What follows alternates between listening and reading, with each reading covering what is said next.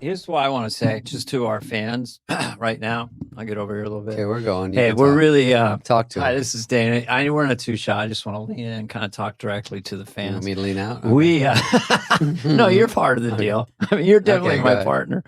I just want to thank you all for listening to this thing because I got a fuck ton of bills in my life, and I got what you call a big nut, and I'm not talking sexually.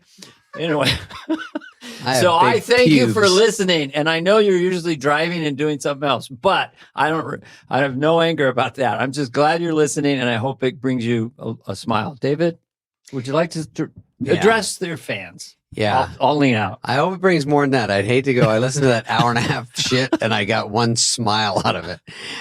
What are you reading the comments? You never can read the comments. Do. I wish I could be like John Morant, not care. I care about the comments. I know. Well, don't start waving anything around in my face. Dude, I should wave a gun during these. Just I get will some take a pickup. vow right now that if you wave a weapon, Yeah. I will not take a video with my phone and post it. Because you're my friend that's trying to help me in my life. Yeah. You want to steer me the right way. But we would have Stephen Smith talking about us if I wave a gun. David Spade he was a good guy. I used to like him. The gun.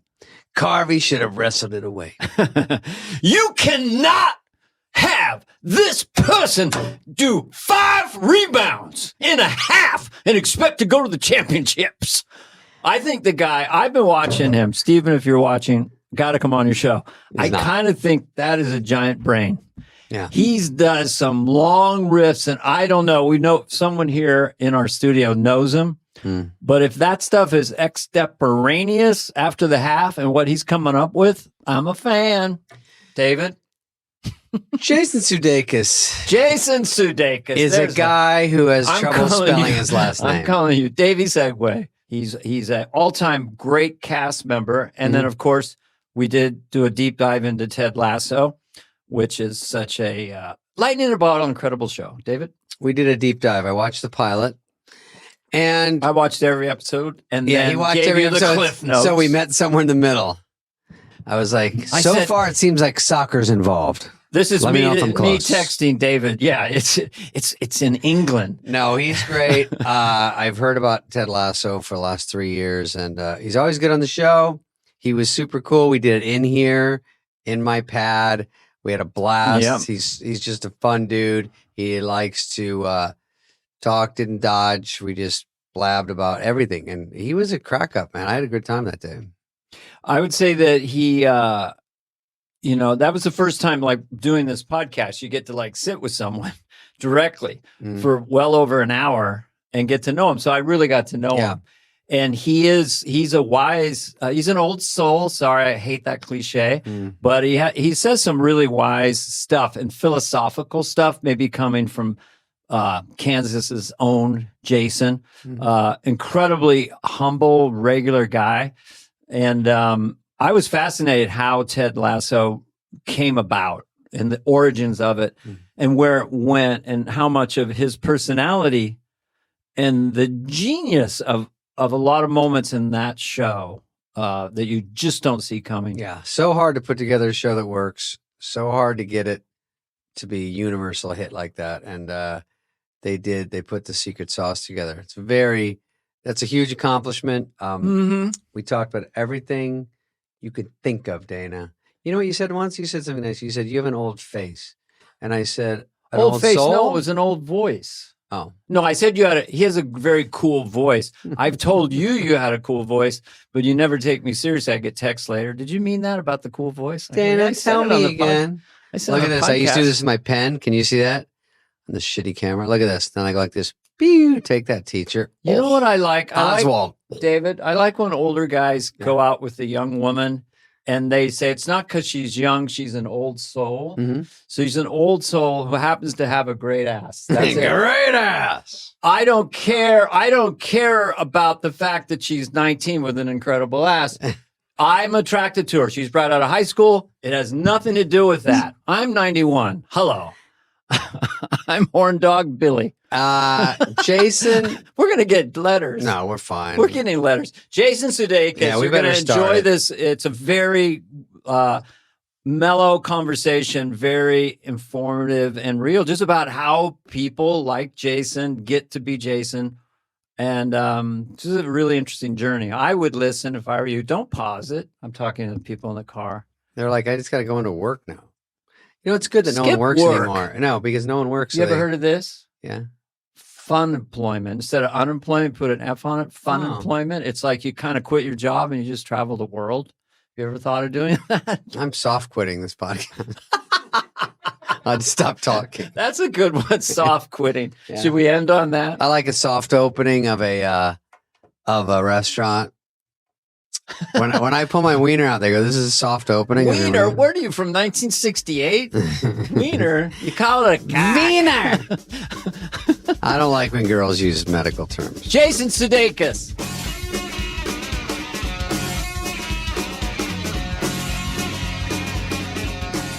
Do you know that David has adult candy bars all throughout the house and one in the elevator? No. Sorry, inside baseball. I got stuck in the elevator once. Well, he has an elevator. Yeah. It's time you learned. I heard he only gets paid scale plus $1 million. So you did Joe Biden in the early days. Him 2012. Yeah. Where he's kind of a... Way in 08. I mean, I did him in the...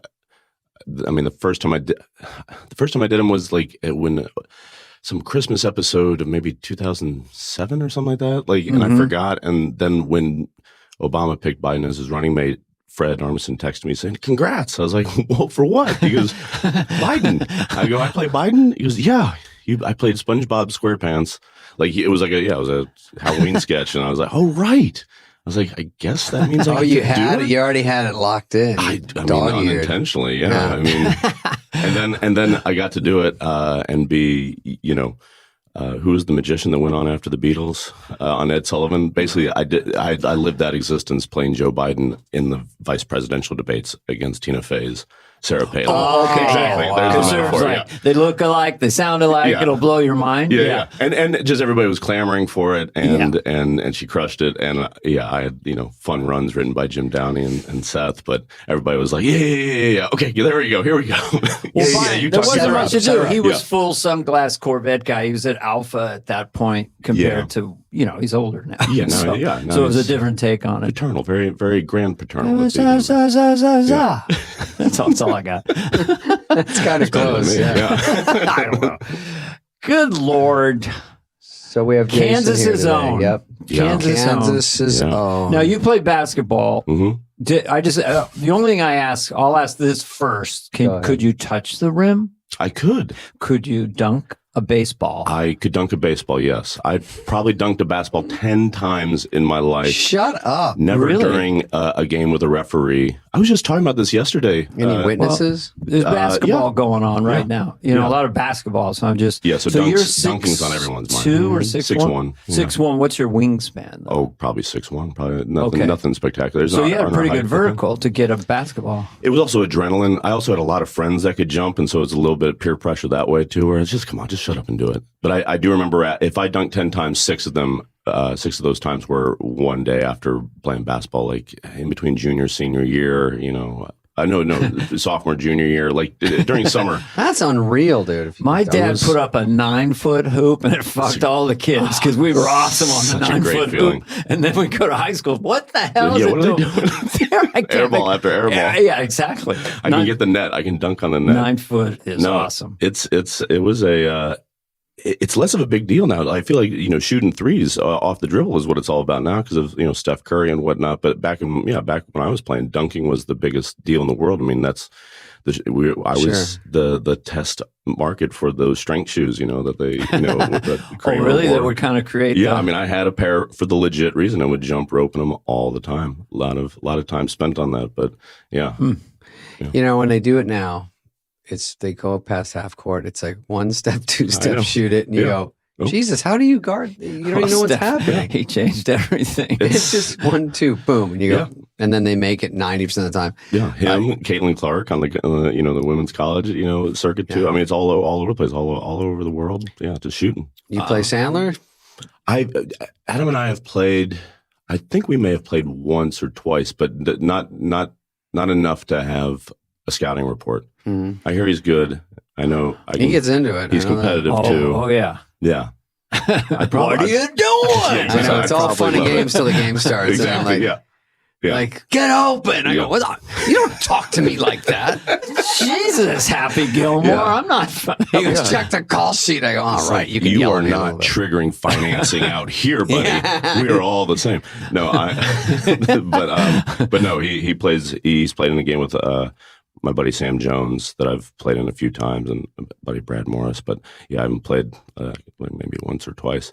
I mean, probably the most fun I'd had playing in was hearing the stories of Gary Shandling's game, then getting invited to go play in that with Sarah Silverman. Oh, you did? Yeah, and before he passed, and then a huge thing was when Gary was like, "Hey, you can come without Sarah if you want." Oh, that's a big deal. A lovely sort of, because I'd read about that game forever. Like, Gary Shandling's house. Yeah, absolutely. Would it be Sarah, you? I mean, who were the regulars? Oh my gosh! I mean, McKay was there. Jimmy Miller.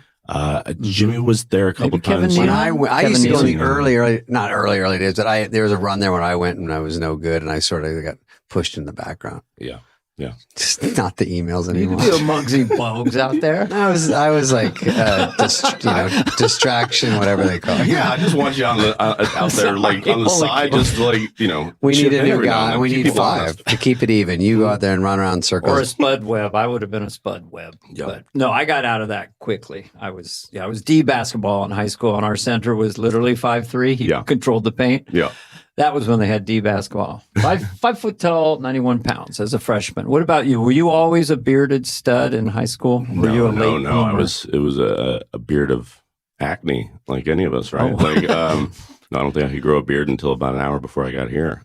How'd you get rid of the acne? Because I had it bad too, and I bought all the products. Yeah. And then once I said, fuck it, I'm not going to put anything on it. And then within 2 months, it went away. Isn't that something? Did you do that? Or? It was a little bit like it just kind of went away. Like a lot of things that have affected me or have fallen on me as almost maybe psychosomatic things, whether it be, patches in growing a beard or back pain. Like so much of it, I think is where you're at mentally, and there's so much attention put on that. And my mom, bless her heart, was always really more worried about it than I was. Like, because I'm not looking at my face all day. We're looking at our eyes, and so she was really adamant. Yes, she had me going through all this stuff, going to like a dermatologist, and I think it did exacerbate the problem. I put Stridex medicated pads, and every time I realized later, it took me about a year to go, it's just making it worse. Yeah, it just hurts. Makes my Stridex really fucking dries you out, and I didn't know it as a kid. And then the oil comes gushing in. Yeah, and then you know what's going to happen. Exactly. Yeah, but I have a handful of playing pseudo dermatologists, scars from trying to like get rid of things, preemptively versus just learning the patience of just like letting it be. Just how the mind controls everything. Let's just not get laid this year. Let's just ride it out. Take it easy. Yeah. Were you in high school? Were you like captain of the team, or you were kind of a funny guy with your friends, or what was your lane? Funny guy. Like I was the point guard, so like kind of a de facto, captain in the sense that you're coming down. Varsity starter? Yeah. Okay. During junior year. Big. Yeah. As a junior. Yeah. Okay, so you were good. I was decent. Yeah. Player. For my area and my skill level. Yeah, I wasn't too shabby, but yeah, I mean, I definitely. I mean, a lot of what we do on Ted Lasso is my experience of what it's like in locker rooms. People joking around. We were a very fun group of guys. I have very thoughtful friends, guys that I'm still very close with and friends with to this day. And we just we joked around a lot, much to the chagrin, I think, of our very athletic minded alpha head coach who was lovely and playful as well, but more playful when we were listening and winning. We had the same situation with a cross country track distance running coach. Yeah. Blood, gut, and hair, real ex-Marine, all that stuff. So were you kind of the funny guy on the team, or because I was with a lot of guys who had great sense of humor, and I think I kind of developed as a comedian in high school sports running. Oh, 100%. Because they would laugh at everything I said. Yeah, and also with I always grew up around and gravitated towards funny people. Like I had funny friends, and they were funny in different ways. So like my friend Chris was more of like, oh, what if this happened? And then another guy is like more like wordplay. And then another guy is like a guy you do character voices with. Another guy is the guy that we would do fake radio shows with. Or then when I got a video camera in 6th grade, the guy that you'd make fake talk shows with, you know, and, you know, doing both of your guys' stuff, you know, being like an SNL, you know, fanatic at that point, especially before you start going out on weekends, you know, on Saturdays and having a friend that can drive. Like, you know, I did that all the time with all these different groups. And then my sisters did singing and dancing at like a place called Miller Marley. And so I was around all those type of like more overt theater folks, you know, the people that wanted to do musicals, that did, you know, summer stock, you know, in Kansas City in the Overland Park. Yeah, and Kansas doesn't have a big comedy scene, right? It's just more, it was a theater improv situation. It had theater.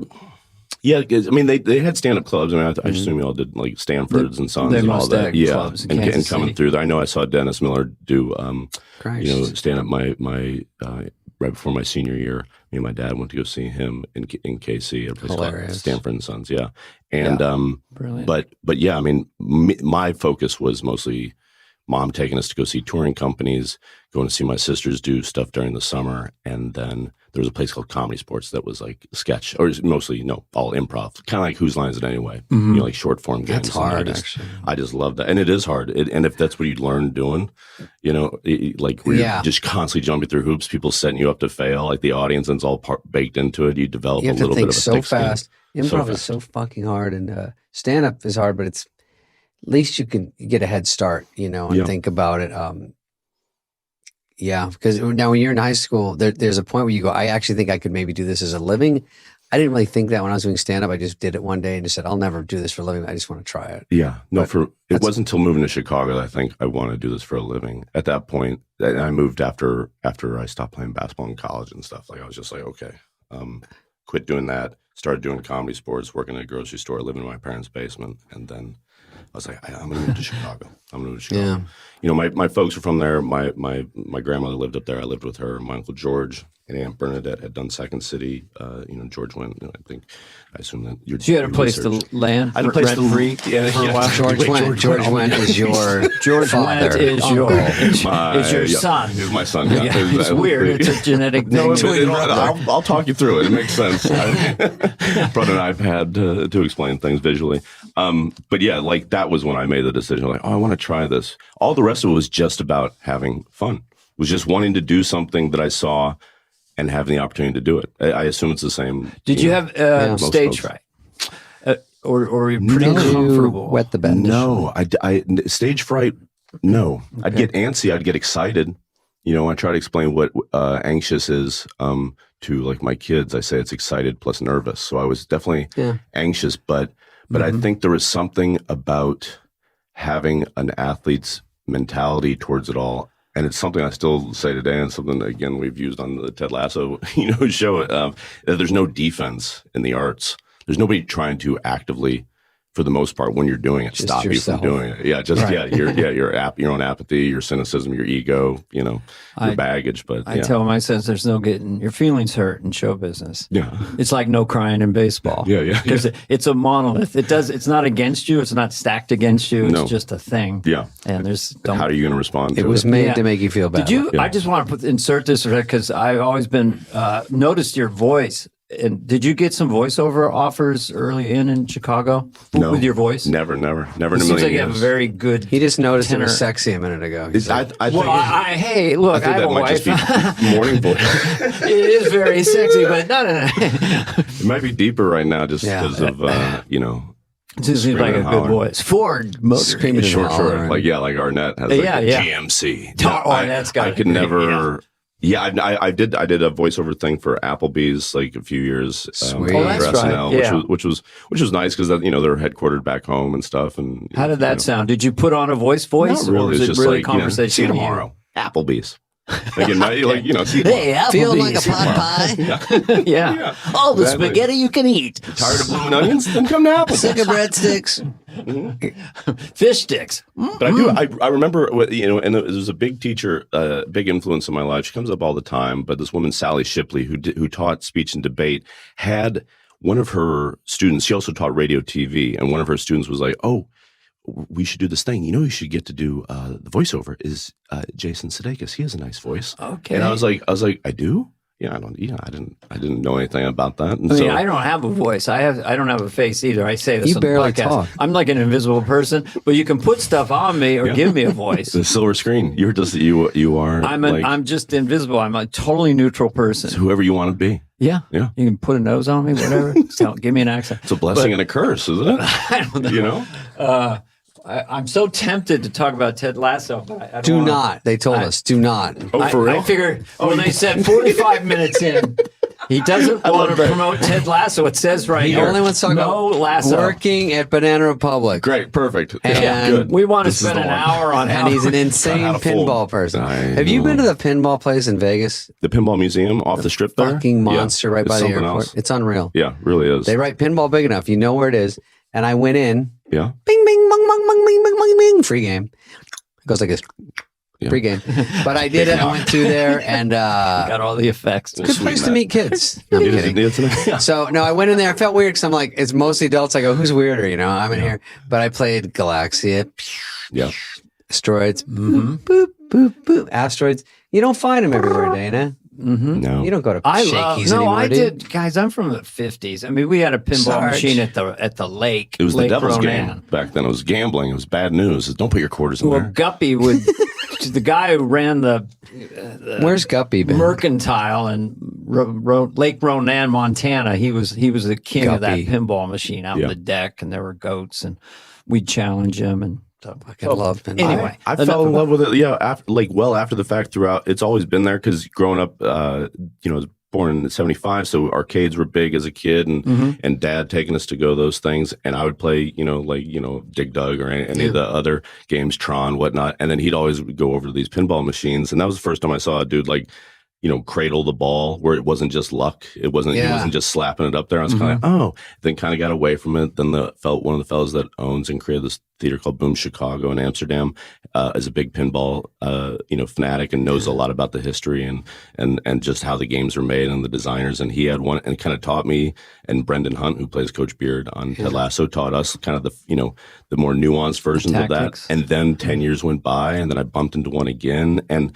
whenever especially when you're with someone and you go do films and you're spoken for, to go out on the town can be laborious, especially as you people knew me from SNL. Yeah. So me and my friend Chip, who I work with, we would go find a place. I had found an app that was just Oh, really? a pinball, where you found out where the pinball machines were. And so and it's so great because it give you a reason to go out, give you a focus on something. It's not just having a beer. We're not do something. to give you something Totally and makes to sense. focus on. And also, as people maybe started to join us, you could kind of just include them. It was always, we'd always rent a pinball machine too, wherever we were shooting a movie, just to kind of learn it and give ourselves something that's like to a do. Sandler movie. It is, Actually, right? Yeah, it feels like in that. I think, Jerry's we Deli, patched a little You know, PG-13 on Netflix here, boys. Okay. Jerry's Deli in the Valley was a big place to hang out. I think it's still there, but maybe it's not. That's Studio Jerry City. sold. Yeah, but they had, so that was the old days of Sandler, Drake Sather,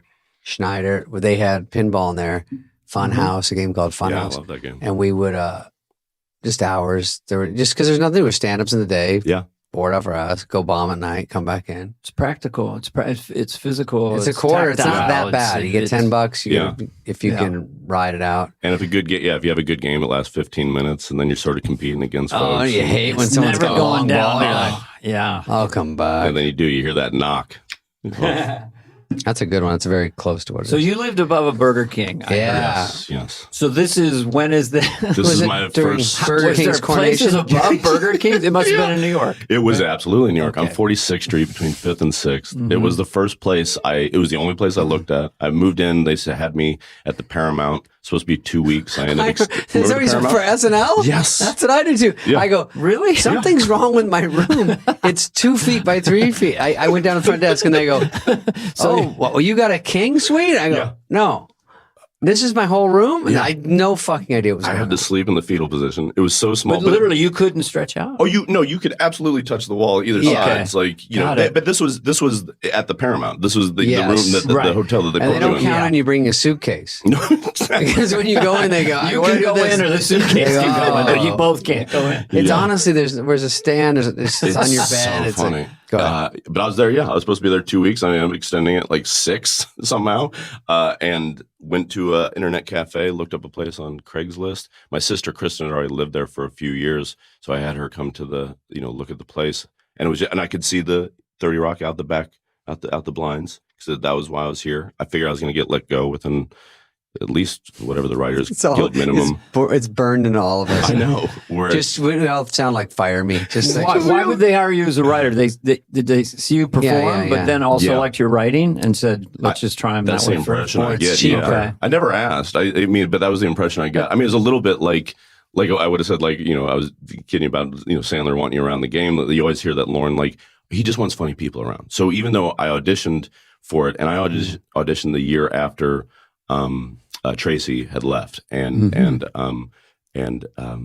was the year Keenan got hired, a fellow named Finesse Mitchell, and yeah, I had a decent audition. I had one piece in there where I play a senator who offends black people, and then when he goes to apologize to them, he then offends Jewish people, and then he offends. Then when he's 2003. Yeah, exactly. Yeah, it was based on Rick Santorum, like he compared homosexuality to bestiality, and then in his apology, like just doubled down on it. It was like, what is going on? And so I did that, but it was nonpartisan, and so they liked the writing of that because it was taken. I like there was thought behind it, Yeah, and exactly, yeah. Steve Higgins was more vocal about why I got hired. maybe you could give it to someone else. Steve Higgins was the champion for Was you. he? Yeah, him and Tina, who I knew, her and her husband from my Second City days. And so so then it was just a matter of going out there. I go into that building, walk upstairs. I was like, "Chris, how is this?" She goes, "It's nice. Like this, it's clean." Like I go, "How?" And I don't have a good sense of smell. If I don't have any sense of smell, Yeah. So like I was like, "Does it smell like burgers?" And she goes, "You can kind of smell the fries, but it's gone by this floor." Because it was like, I think like 3 or 4 floors walk up. And the reason why I was on top of a Burger King is because a fellow named Lou, our landlord, was a franchise guy, and he built these things right on top of it. And so I still thought we were talking about SNL, but Yeah. so SNL smells a little like tater Burger King and tots. SNL Sorry, yeah. were really. No, I was, yeah. I always go to Burger King. It's the key. Will you, if I pick you up, just come down? What was your? I mean, Lauren we doesn't always wanna go ask up. cast members. Like, Lorne Michaels is this enigmatic. Of course. We've been doing Lauren, if you haven't noticed. I've His talked mind's to a little that. soft. Dana's is like, Yeah. Please, everybody does it.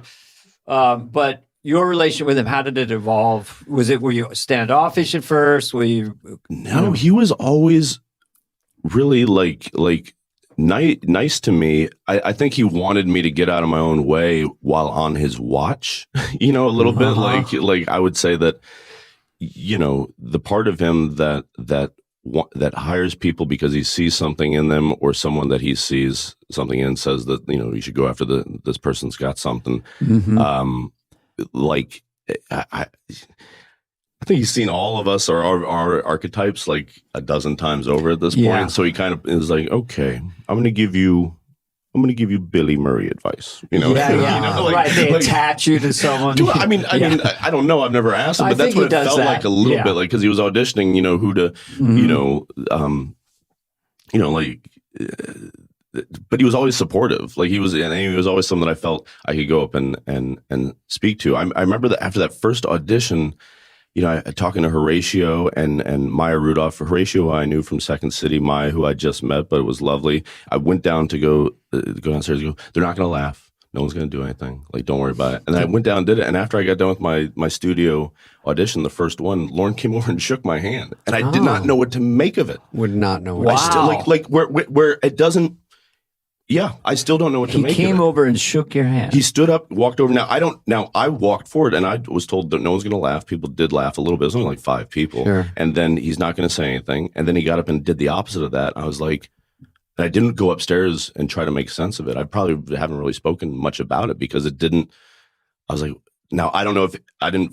I then walk out, go back to my dressing room, which was, Daryl Hammond's dressing room, I believe at the time. And he may have just walked out behind me and gone to the John. You know what I mean? Like, so I don't know. Can you give me a piggyback ride? Exactly, but it is interesting how he will cast it sort of like, almost like a sitcom in a way. You'll be Bill Murray and Bill Hader will like be sort Phil of a young Dick Aykroyd or Phil. something. Were you like a Phil type or no? No, I don't know if I was. I feel like he wanted me to be. The thing that really helped, like sort of pushed me over the edge, because I wrote for those first 2 seasons was like I wrote when you came back to host once, and I was on the cast when you came back to host once. But that in those first 2 years, there was a sketch that we did when Tom Brady hosted, and I basically did like this, like the same dancing that I do in that What Up With That sketch. The exact we wanted to talk about that. But I did that dancing because Beck was performing that week, and he had a guy that was doing the dancing, like kind of like, off to the side. And so I just made the choice to do this, and then it made a bunch of people laugh. And I remember Tina telling me that during dress rehearsal, when that sketch was going on, he kind of looked at the screen and goes, Dan Aykroyd.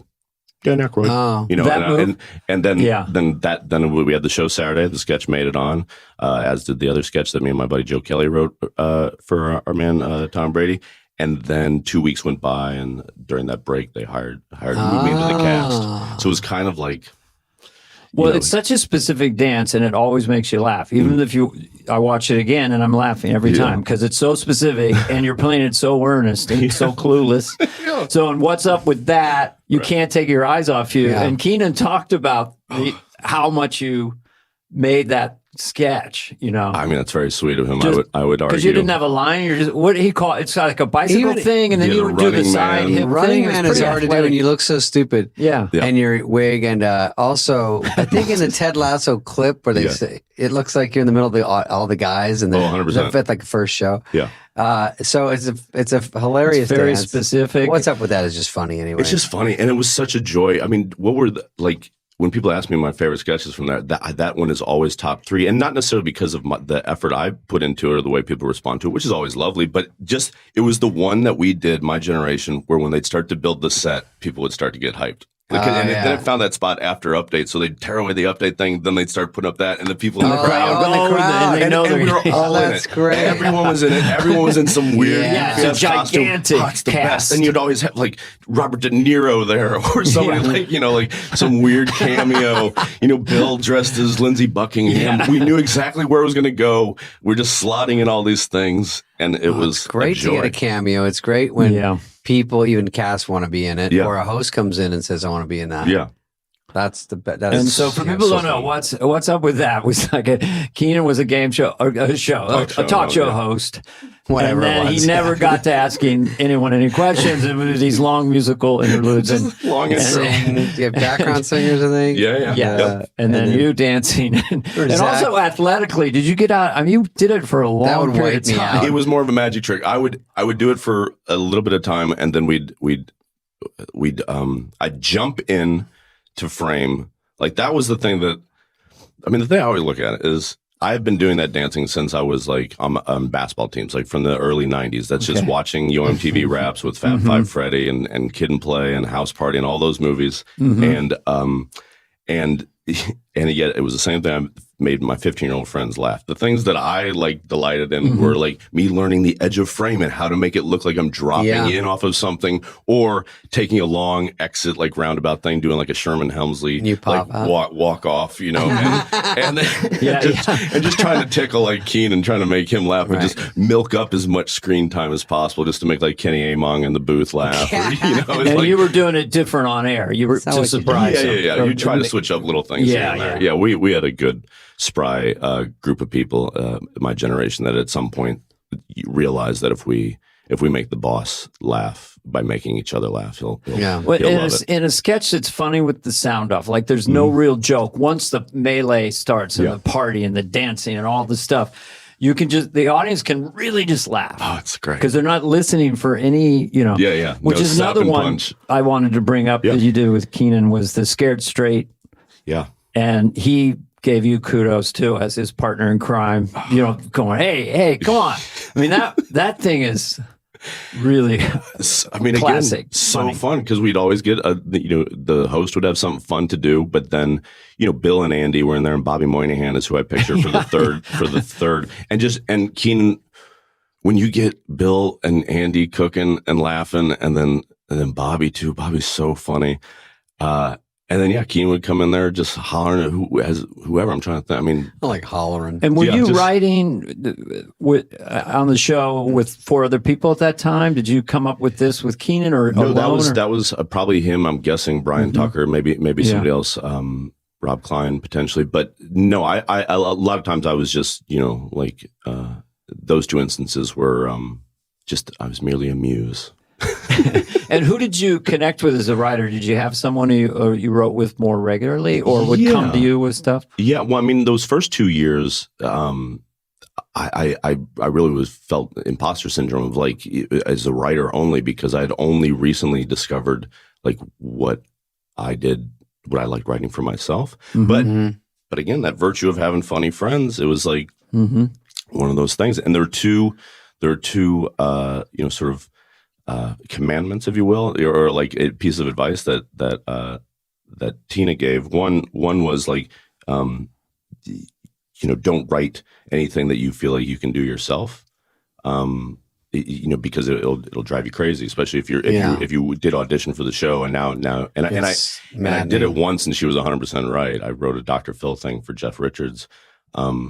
Later in my first season because I just wasn't getting anything on. So I was like, well, I'll write something that I know. And Jeff and I worked on it really well. And it didn't go super great at the read through. And I remember just being unnaturally upset, where it's just that's. Well, you mean you knew how to play it? You're yes, that's my thing. But when you hand it over, it's like, I'm okay. I was okay doing that, but people, it's like people weren't hot on Jeff at that point in that room, and he was doing it well. It just didn't get over that hump. That Wednesday he is hump. good. It's a tough room. God, I think when they hire you as a writer, I think Dana, it's like a little scammed. First of all, it's a little cheaper. It makes you work harder. Yeah, sure. I didn't want to be a writer. I didn't know how to be a writer. I was from Arizona. I just barely had 25 minutes of stand up. And Rob Schneider and I, we got the call together, and he goes, "Hey, it's great news. We're hired as a writer, performers." And I go, "No." He goes, "No, that's great. That's what Chevy Chase or someone was." I go, "I don't know how to fucking write. And I don't know how to write for other people. I barely knew how to write for myself." So you get in there and they would say, write for Dana, write for Mike Myers, write for whoever. And I'm like, it's so hard. And also I barely have ideas myself. Yeah. And then you give them away and it kills you inside. Yeah, I know. And for me, what eventually happened was I started pairing up with Fred. Fred and I hit it off. And Fred's just a lovely, fun guy. Yeah. And what I couldn't do was make up something for these guys on a blank page at that point. But what I could do is listen to what they did, do bad impressions of it, let my brain click into that and help with rewrites. The rewrite table was, I still love it. I'd sit at any show's rewrite table. That's my it's fun to help career. Someone else's your ego's out of the way and you're just like, oh, how about to get one line in, to get anything in. The best. It's and you feel like you're in the game. You're like, if I can compete, just be even with these guys or in the mix. Absolutely. That I'm not taking up space here, that I do belong here. I have worth being here. They haven't wasted their time. They're not money. Rolling their eyes. Exactly. I told Dana this when he was there. I think when there was a sketch where I used to play receptionist. I wanted to do it. I hadn't been on much and I was sort of teetering on every summer. They'd go, I don't know if we're going to keep them, and I'm like, God damn, how can I work any harder? Maybe I'm just not good enough. And then that one, I got on, and then David Bowie was a musical guest. So I said, ask him if he wants to be at the end, and I won't know who he is. And then he said yes. And then he wanted to call me, and then he asked if he could be my part and switch. And I said no, and it was so hard. But I go, I have nothing. It made me think what you said about you just want to get on. So even one of your good sketches, you might just give to someone that you brought in, just to get on to stay. Yeah. And then worry about it later. Okay, I gave one away. But I don't even know if that one was any good. You just go, I want to do it. And he's like, oh, yeah, okay. And I was like, oh, my God. And I get to talk to David Bowie, and then I get to go sideways with him right away. He's like, yeah, okay, go fuck yourself. Good luck with your shit. I had that. I had a different angle on that with Robin Williams, who I adored and was a really good friend. But he really wanted to do Church Chat. And this is in the early days. Right. This was my golden ticket, and I was very careful. And I thought if Robin got so excited, it would be like, oh, look, no tits, you know, that kind of stuff. Exactly. I was just afraid of it. And he even called me Saturday morning at like 10 a.m. To be in it, to be a guest. I would really like to play, you know. It was heartbreaking, but you know, we got past that. It wasn't, but it was in those days. If your thing was very precious, you know, I wanted to keep it quasi real in a sense. So, but you know, happens. Not like quote unquote sell out, like by giving it over to the show. I mean, again, I'm using this, you know, metaphorically. It's not selling. Well, that was a lucky thing because the cast. I had Phil and Jan and people in it, and it was a lucky thing. I didn't know home base, and then have the cast come and go and the host. So Lauren loved it. Because I didn't have to score. Did you come in with characters? Not really. No, I did like. No, not really. Did you write them down? I mean, was that a thing? I did like 3 characters and like 7 impressions that first audition, and it was mostly that senator sketch that I mentioned. And from what I heard, like when you get to that point, like how the heck did I get here? You know, like in 3 years, once you sort of know you're there. How did that make it? Whatever you did, you mean? Yeah, exactly. Or it was as much like the banter in between, like dealing with like whether the piece played well or didn't. You know, I was.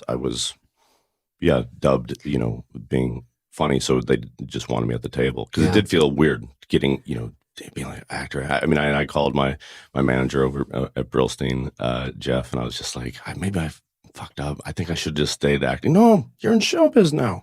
I'm in showbiz. And he would say, you know, you, Sandler, Chevy Chase, Tina, you know, obviously at that point, like all started as writers. It's like, you know, and I'd do sketches, you know, questions and anything. It was great. I mean, you know, and yet it really took that relationship with Lauren and to the one thing that I learned there that I feel like I would encourage folks to do is like go talk to a person that can as if you have the opportunity to find audience with the person that can actually change the situation, do that versus talking to everyone to the left and right of that's you know, and Lauren was always open to that with me.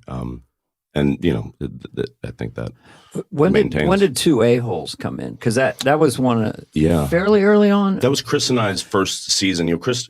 So that really you popped when I saw that. Yeah, I mean that was this magic Christmas episode that Jack Black hosted. Neil Young was the musical guest. We had our new sort of generation was you know pretty intact there. Like I had come in at the end last 3 episodes of the season prior. Bill and Andy got hired over the summer, and then Kristen got hired about like 5-6 weeks into the season. And then Fred a little later. Well, Fred had already been there. Fred and Forte had already been there. Yeah, Maya had already been there. So that was a, you know, a very fertile time on SNL. Yeah. The cast was. But that specific episode was that they did Lazy Sunday, the digital, the Lonely Island guys. We did Two A-Holes. Will Forte did the Spelling Bee sketch that he had submitted probably 6 times in the couple years, which was a Groundlings trunk piece that he had that just everybody loved. It never got over the hump. But Jack Black, who was the host of my very first episode as a writer that I got a piece on, like he was just like this lucky charm for me specifically, but I feel for a lot of folks because he was one of those hosts that would just support the piece.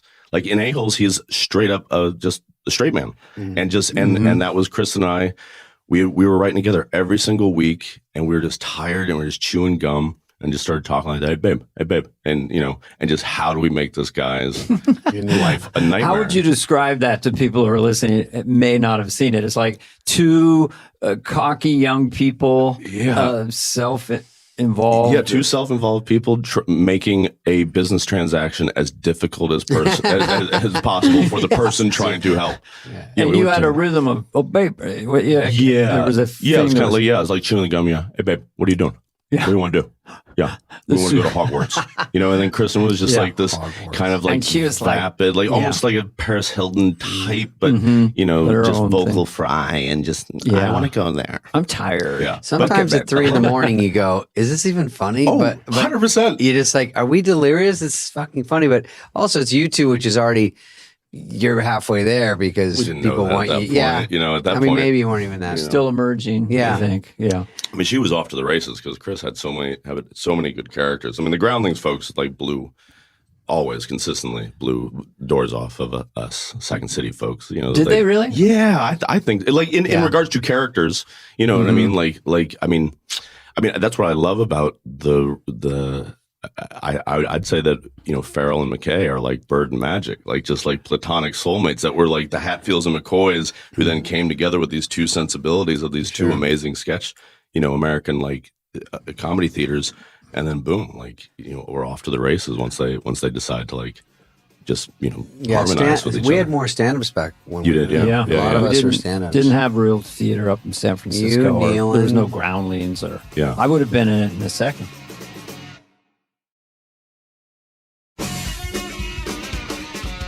I wonder what it's like to be in the Groundlings today. Right. You know, because it's obviously such a feeder system, and now the Hall of Fame with Lovitz and Phil and going, of course, you know, must be very nerve-wracking, because if you get in that and you're in the main company, you have a chance, you know. I would assume so, but I think it's like, especially being out here, because that was one thing about Second City in Chicago, is that you weren't.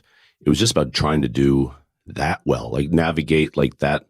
You wanted to be a good improviser, you wanted to be a good writer, you wanted to be a good actor, but you know, you wanted people to, you know, do a good job for the piece, but you weren't thinking beyond like the building you were in a lot of places, you know, because I think it's in Chicago, even though it has that same, you know, alumni, you know, plus 20 more years. And you're kind of famous just doing it in Second City, right? I mean, that's a pretty big deal already. Yeah, and you're getting paid for it, which I don't know. I don't think Groundlings gets paid. I don't know if things have changed over the past few years. But can we talk about a few more of your really cool sketches you were in? I mean, the commitment. I mean, I don't know if David saw it, but the Potato Chip with Will Forte, and the way you both played it with such full-on sincerity and drama. And then when you started to break, I just thought, no wonder he's so good at Ted Lasso.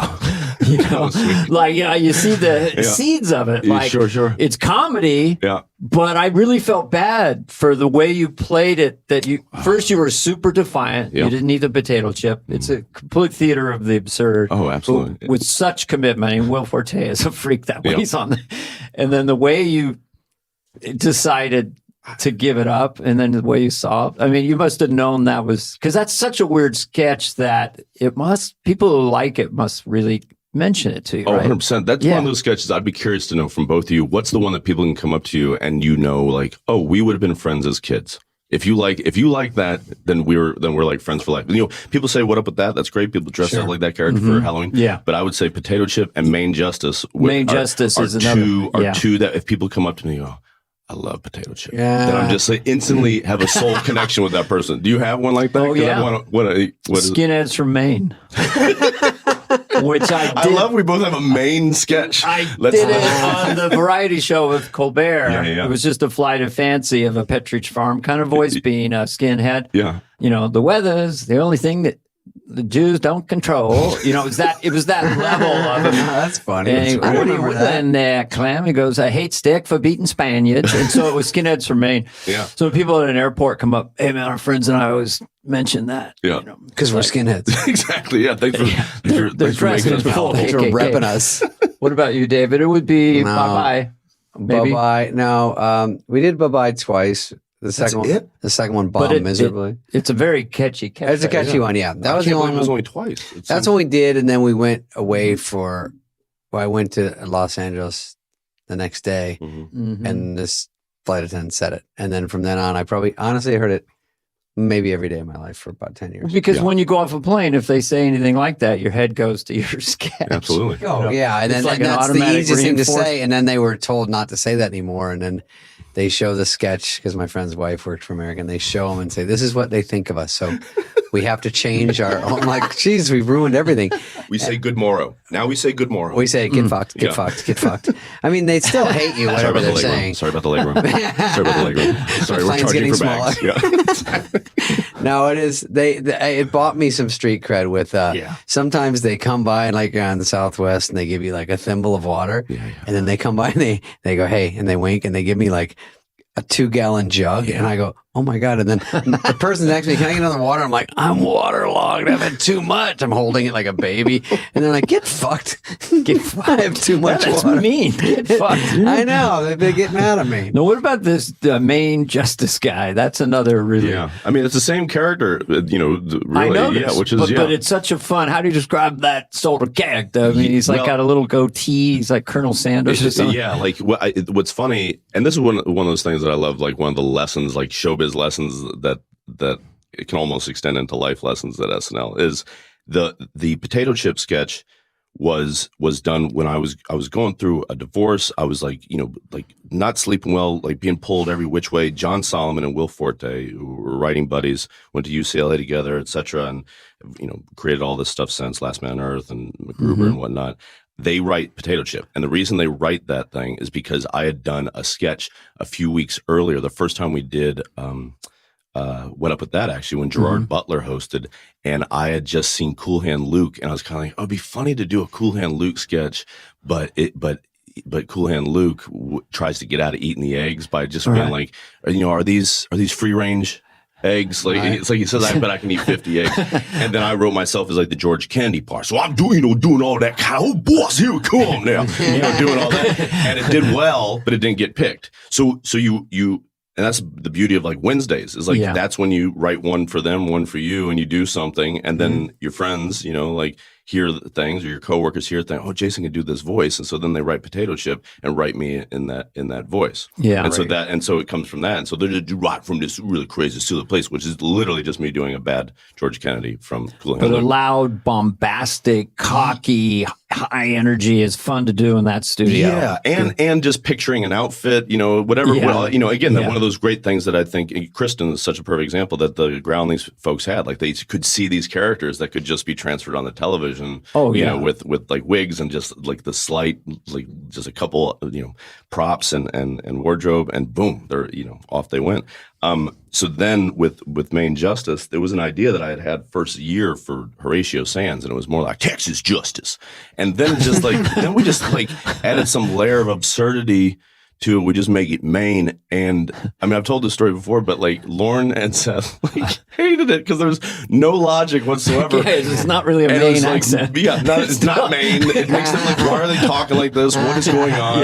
Why are you talking about, crawdads up in Maine, and not lobsters, all this stuff. Yeah. And myself and Mike O'Brien, who was my office mate and a good friend, we wrote together a lot. And I'm trying to think who else was in there. Oh, I think Rob Klein as well. Who was a Harvard kid, super clever and silly. We were just like, what are you talking about? What was the logic behind Toons is the driving cat? Yeah. You made us this way. It's your fault. Yeah. So like, I blame you, Dad. And so that's why like 2/3 of that sketch, we just go through the list. Like we're like Bobby Moynihan's character. It's like, what the hell is going on? It's like, and then I just go through just exposition like, oh, maybe this happened after Hurricane Katrina. Maybe there's a time war, like whatever. It's just this weird. It's just to satisfy the story of where does this guy? And then we just push on through. But yeah, that's one of those ones that you just, I think it's probably from the one, the Cool Hand Luke, but then also being a fan of Harry Connick Jr. Like when New Orleans folks would, get real comfy and just start talking. Real cozy. Yeah.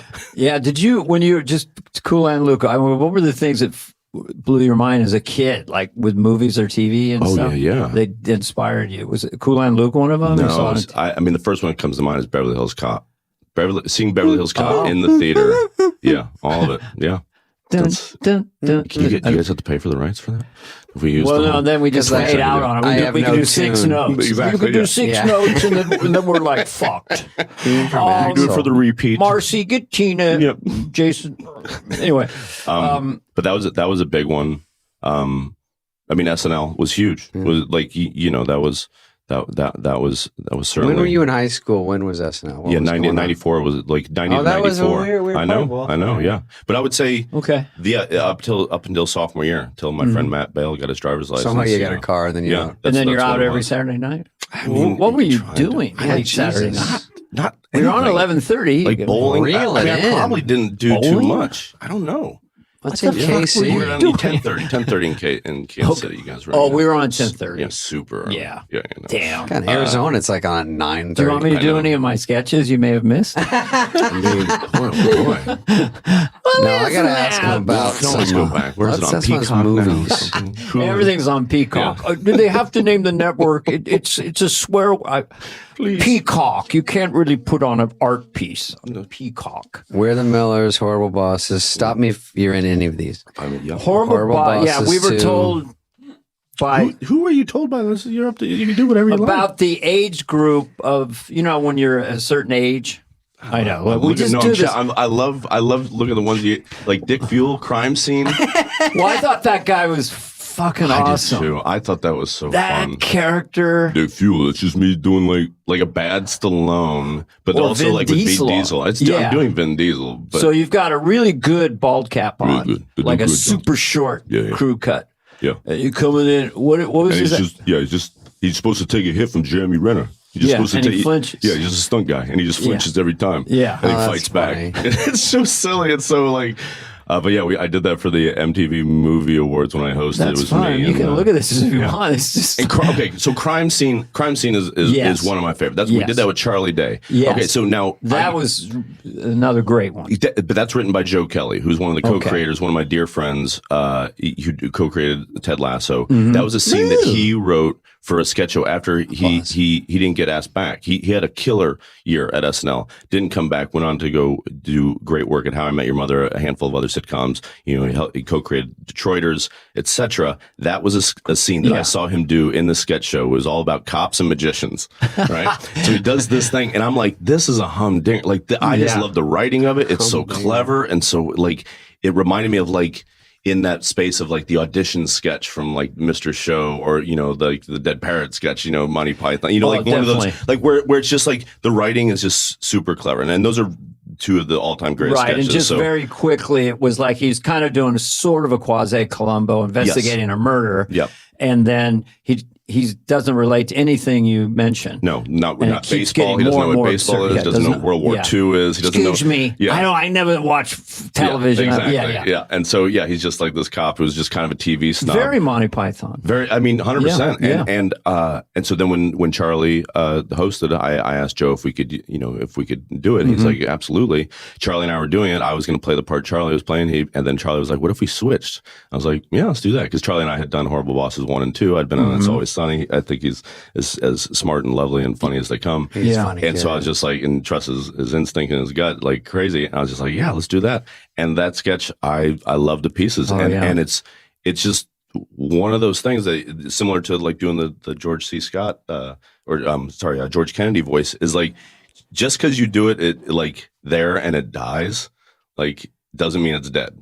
Like just because it dies doesn't mean it's dead. Like it can come back around and find some other place or inspire some other thing that then finds the right host and the right timing. Right home. Yeah. Same thing with Cowbell until 100%. Walken came in. Yeah. Because then they do it a few times. They did it and it just never landed. Someone said they did it as the host. Who was we talking to? They said they did it and they said it didn't work. It didn't work. And then they got a fever.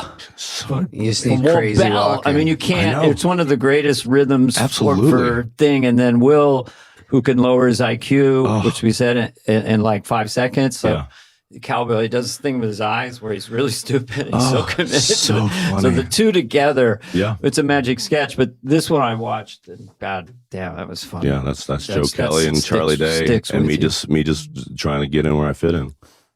Damn. Dane, I want to ask about Horrible Bosses because we should because people on our staff were mentioning. I saw it. I love Horrible Bosses. I saw Horrible Bosses too, and also the Millers. That one was another smash. And you have Aniston in both of them. Yeah, she's in all three. I mean, what is she like? I've seen all these movies. Wait, she's in them? Yeah, exactly. I don't remember one thing. You go to her parties and you don't even know. I know because he cares about her as a person. No, you're going to get disinvited. I like thinking, did she need coaxing to be super dirty? And I think that was the Horrible Bosses one. Yeah. Or I think she did. Is she like just ready to just break it out? Well, she played a stripper in the Millers, and then in both. Yeah, I didn't get this impression she needed to be coaxed into it at all. She reads Horrible Bosses where she's filthy. You know that one, Dana. She's Yeah. She's Charlie Day all the spraying time. crotches. Yeah. And, She talks dirty, and after not too far from Friends after that, right? It was pretty. Yeah, I mean, at least she was like America's Sweetheart. 2013 we did, or no, that was like 2010. Yeah. So she, same year as Grown Ups. You remember that? Throwing a wig on, putting a wig on too. I mean, that was definitely her being, I would assume her having fun with the assumption that people make. Yeah. Yeah. I mean, it was kind of, the second one, I really liked the second one. It was like our homage. I mean, I think the world, like I said, of Charlie and of Jason Bateman and of their partners, like it's such a fun group to roll with and do even press together, and quick. if I could like have one one do-over, I would have put out that Horrible Bosses 2 movie, maybe more in the summer, because they did it. Warner Brothers New Line released it, from what I understand, as like counter programming for Thanksgiving, and it was like, because that's usually we put out Oscar movies and like family movies, and it's like, and they just, I think they miscalculated, people wanting to go see a movie with their grandparents where Rachel from Friends is wearing a cock ring like around her neck, like just like she's riding a Sibian for most of the Somebody somewhere had that idea in a room. Everyone's let's do that. There's plenty of those sappy dog movies. We'll go with the cock ring around the neck. I'd love to be on the side. They're just like doing a scene. They're like, one more. Jennifer, maybe say, eat your pussy. Okay, rolling. And she's like, wait, what am I doing? Just to get to yell out, bark out alternative jokes. Everybody. But yeah, that's how all those movies work, though. But they just run in jokes. That's the fun ones when you do comedies like that. It's funny people. I wanted us to keep doing it like almost like the Marx Brothers. Like just the next movie we're going to do is like a prison break movie. Like just keep doing genres, but as the three these three goofy like middle-aged dudes and just going through it. When it works like that. What's your attitude? I mean, I hear people say this a lot. Like they don't make comedies like that anymore, or like Tropic Thunder, or just it feels like we're in a different place with comedy films. Like a hard R. Yeah. Like balls out, funny R-rated comedies. Yeah. I guess they're out there. I don't know. I'm a shut in. Yeah, I didn't watch all of Ted Lasso. I think sometimes from the top you get down. Like I don't know if I do that. You can do it, but you start to lose jokes. Even in specials, it never was. Or you censor yourself, kind of. Stand up, they start cutting stuff. They start saying, yeah. And you're like, oh, because it used to be just say whatever and live or die by it. If you're going to get in trouble, it's you. Yeah. And now they blame Netflix or Amazon, and that makes them nervous. So it's just hard to get out, do whatever you want. Podcasts, we're not really dirty. Dana's filthy, but we're not really dirty. Loves working blue. So you can't. So, but this is one of the last places, if you want, you can sort of say whatever you want. There's not really a boss. Yeah. And we have editing capabilities. So if you said kill all, whatever. No, we're going to take 90% of this out. We'll have to be more specific. We're going to start in 1 minute. We're going to start. Dude, this is our best warm-up. I told Dana, I did one the other day, and I was doing my fucking gross bits ahoy. I was like, ba bits. I walked in, coming in hot in about 5 minutes, and they go, that's great. All right, let's roll tape. And I go, you're fucking joking. And then they're like, we're here with David. I go, you guys... It was rolling. Everyone was fun. Always rolling productions. You want to shoot the rehearsal. Hit the red button and let her rip. We covered George Wendt. Okay. We did a little bit. Yeah. We did a little bit of Wendt. You did Hall Pass. I did do Hall Pass. With Owen Wilson. Hey, how's it going? I think we should go there. Yeah. I knew a guy who had a real Hall Pass with his wife. Like literally. And who was it? I don't know if he ever paid it off, but it was like they both married as virgins together. Yep. And she said, "You got one." So when this movie came out, I go, "Damn, they made a movie about that." Yeah. I didn't see a title. Good idea. Good time. I've been a Hall Pass for a couple people. Have you? Starting to get it, Dan? Starting to get it. That's my catchphrase. I was in Vegas at the meet and greet. And they were I say that to Lovitz all the time. Starting to get it? No, yours is go ahead. Come and get some. Come and get some. Oh, yeah. Should I do a couple of those for him? Yeah, go ahead. I try to come up with the worst hacky redneck comedians. So he's called Rednecky, the redneck comedian. I married my sister only because mama took me down. Come and get some.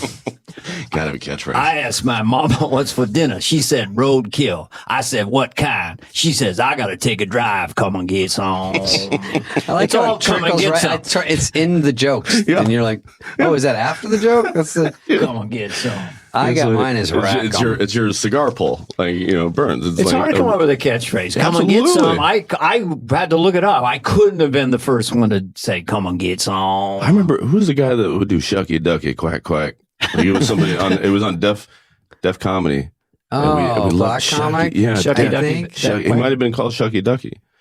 Oh, it might have been his name. Yeah, Shucky Ducky. Quack, I think quack. Louisiana. Well, comic. there's millionaire stuff. influencers that just have a catchphrase. I like hot sauce. Yeah, they have a catch filter. And it's a meme and a coffee cup. I don't know. I'm not a grumpy old man. I swear to God, I'm not. I like with his movies. I just say what movies he's in. You were in Hall Pass, Correct. Yep. Okay. Ding. What else? Do you I was in like most of it. I did like Hall least Pass. Masterminds? Masterminds, yeah. Masterminds. John Wiig Hamm was and- that? Or? It's a cartoon one. That was with Kristen Wiig and Zach. and Galifianakis and Owen Wilson again. Yeah, I played a little like a hitman, and it showed up there for a couple weeks. Hired gun, you come in, you screw together your sniper And then you went rifle, back and hosted. Was that kind of Still cool? doing- Back It was hosting fun. SNL? Yeah. I'd been asked prior, but the timing was off, and it was. I went back and played, Biden a couple times. Oh, you did? And Romney Yeah, that's a couple right. times. Yeah. But at that point, I hadn't had the chance to host, and this perfect timing. It was nice. I mean, it's a surreal experience. The one thing that was different was it was post COVID, so the table read was, which I loved. Like Wednesday was like a little theater show for everybody. And 55 sketches. Oh, it was. I just loved it, and just the marathon. It's insane. It's Just the insane. BO in that room alone. Everyone's so 100%, nervous. yeah, and also everyone there has seen the best of the best of the best. Like at least a third of that room has been there from the get go, so they're just kind of like, okay, yeah, we've saw this, we've seen this, 100 times over. Yeah, but regardless of all of that, the opportunity for the first time ever, because during my time there's between 45 and 55 sketches. Like when working there, the 10 years I was there, I'd probably on a good week be in 12 to 17 of those sketches. So the most time you're watching, reading, In read through. read through. So then to show up and go back and to be in 95% of the so sketches. you're going to cold read over 50 sketches over 4 hours. Sickening. I loved it. I try to read them. You make little notes. You try to do it, and then just give it your all. There's no Would way you you call- could do it all. Are you a good reader? I'm like a cold reader and some stuff. people are exceptional, and then some people are good. Or maybe feel you're like okay with it. I am okay with it. Yeah. And it did make, and it's something I'd say to anybody that is currently working at SNL or ever did or will, if you get really good at doing SNL, you then need to then leave during the off weeks or the summers, go play with other people that don't do SNL, and you'll feel like Daniel LaRusso, like the Karate Kid, where it's like, oh, I didn't know I learned how to do this. You're faster. Because you're in this all-star team, and you lose perspective. You're And as thinking long as of you a don't take that joke bunker after the mentality joke. into your relationships, Seems like you have yeah. dovetailing to Ted Lasso. Yeah. You seem to have a lot of wisdom around SNL. Like, what would you say to a cast member who just got hired, and you had 30 seconds with them? Yeah, I would say, enjoy the process of creation and destruction on a weekly basis. Just enjoy it. Like make shit, eat shit, etc. Repeat. And don't judge yourself for when it sticks or when it doesn't. Because I've never said just because it dies doesn't mean it's dead. I've never said that before, but that makes total sense to me. Oh yeah, And there's timing. Where is the set in the studio? Yeah. Who are you following? What sketch are you following? Yeah. And what's the vibe of that audience? Sometimes I can just tell when I'm doing stand up that there's a dead spot, and I see a open micer coming up. I go, no chance. Yeah. 5 minutes ago, probably would have rode away. Right now, it's just dead. So there's a lot of whimsy. Yeah. But Jerry Minor, who is a friend and was a guy that I looked up to, when he was at Second City, when he was on one of the stages there, he came back to guest write, and I asked him the same question. What would you, if you had to do it all over again, his time there? I think he was there for maybe 2-3 seasons. He was, I had more fun. if you could, the sooner you can make SNL your recess versus your school, the better. It's easier said than done. It's so hard. It's so hard. And yet if you're able to do that. Well, I feel like it builds like unless you're a savant, like certain people, just immediate, but you're trying to fight nerves. Try not to be too funny. Get the card. Here's the guest. Look around, land the laugh, be there. And then the audience, eventually you land enough, the audience kind of you can feel the vibe. They're liking to see you. And then you get more confident and they like you more. And then I can see this happen with Cecily Strong. We were watching her evolution on the show. Absolutely. And you can't rush it, but it's Lauren tried to expedite in a kind way. He asked me to do the warm-up before the show, like probably after my first or second year in the cast. And I again never done stand-up. What would you do? Yeah. I would just do like old school jokes, raise your hand if you've never been to a TV taping before. All right, but another show of hands, who's at a TV taping for the very first time? A lot of the same people, stuff like that. My son mentioned you yesterday because he was at that show.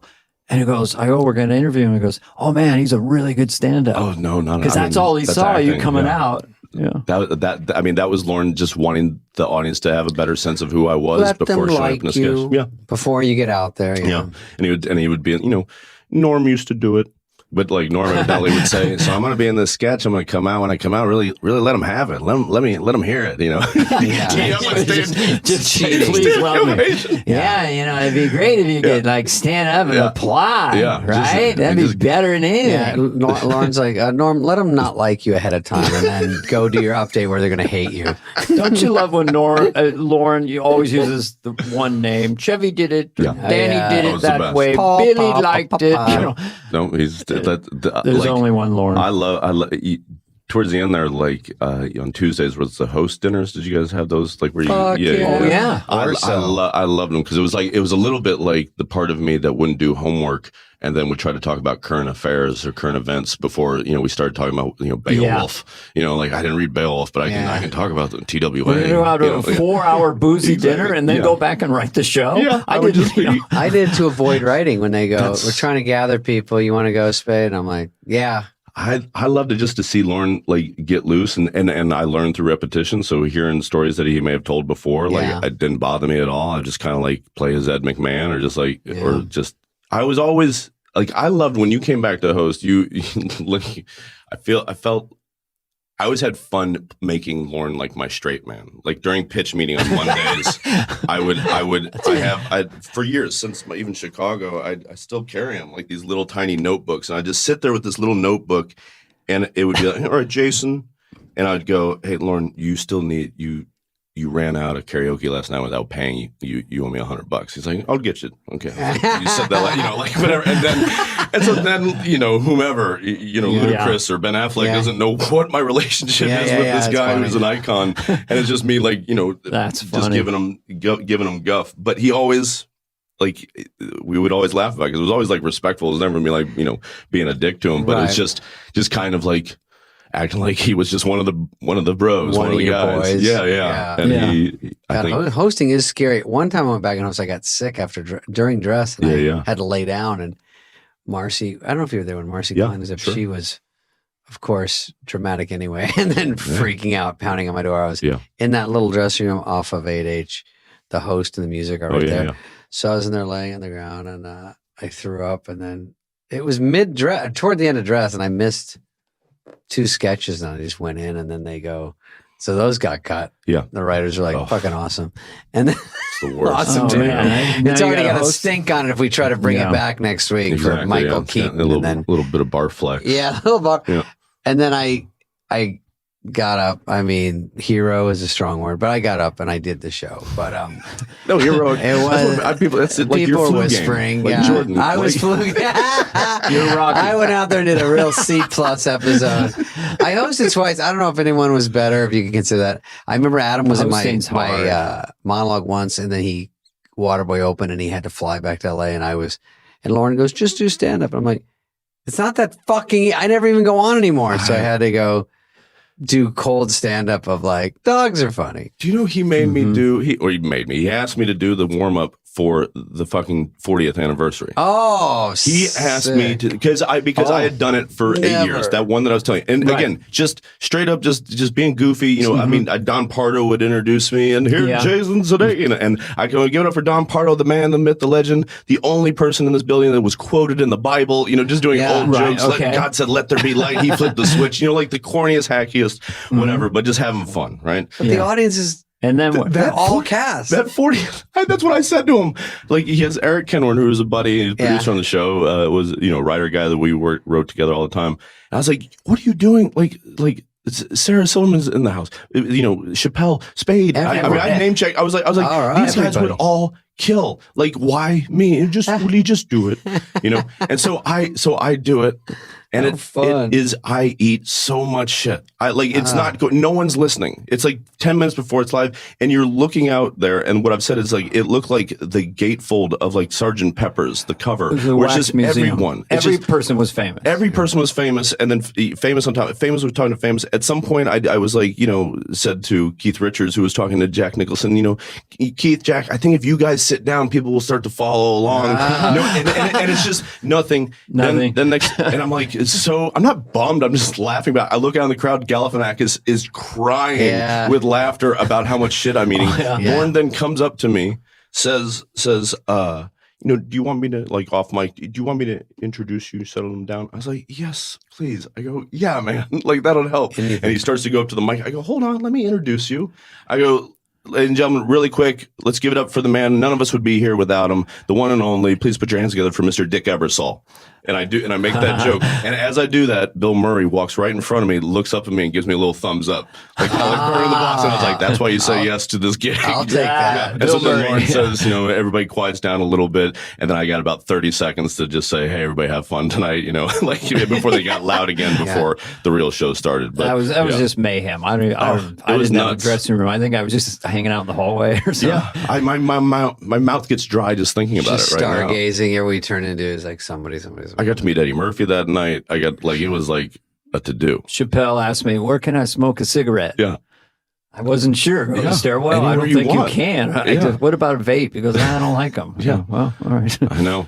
But it was wild. Bradley Cooper, can I get a picture with you? Yeah. You know, sure. It's something else. For one night. I know. All right, let's talk about Ted Lasso. Yeah, Ted Lasso. Okay.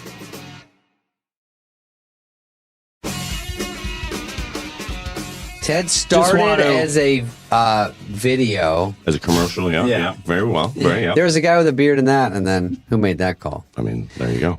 Is it the same guy? Same guy. It is the same guy? Same guy. Yeah. Because I was watching this morning going, Brendan. I don't know if they brought him over. No, that dude. your guys' chemistry and patter. Yeah, we're pals from way back when. I'll just set the table, David. Yeah. So I hear about Ted Lasso. Everyone's talking about Ted Lasso. I'm watching stuff. Blah, blah, blah, okay, so Ted eventually Lasso, my wife and I get to Ted Lasso. Like everyone else are like, it's sort of holy mandatory shit. At this point. Yeah, and then it became like, this is lightning in a bottle. Yeah. And you've heard everything. And you actually, you can talk to it, but you've heard from famous people, right? That just had to tell you what they thought. Can you? I mean, you want to mention them or no? Just famous. Well, people. I mean, the ones that stick out were like, you know, finding out that Brad Pitt liked the show, finding out that, you know, Frank Oz writing a lovely letter, you know, at the Emmys last year, sitting next to, you know, Brian Cox and his wife and, you know, we were at a table with some of the Succession folks, and then him being like, love the show. Like, just, oh, man. If you get it, you never in a love million it. years. You know, it works on so many different levels. It's very the pop culture patter, how fast you all do it around the room. Talking about Julie Andrews movies, it's all thrown away. Julie Andrews sent Brett Goldstein a very nice headshot, proclaiming her own appreciation for him. So, and then you've another got example. The Roy Kent guy who's, these cocksuckers, we're going to kill him. So it's like it's almost like Andy Griffith at times. It's so earnest and sincere. Yeah.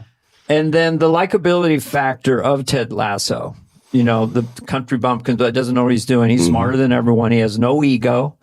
When the guy tried to take you down, that actor would be Muhammad. Yeah. And then you did your press conference and turned it. So you do the NBC thing, and I watched it again, and you're a fish out of water. So then you guys get in a room, they get the order. Yeah. And so when did you know, like, hey, holy shit, we got a real hook for this now because you cast all these other characters. Yeah, how does that come together? I mean, it's like.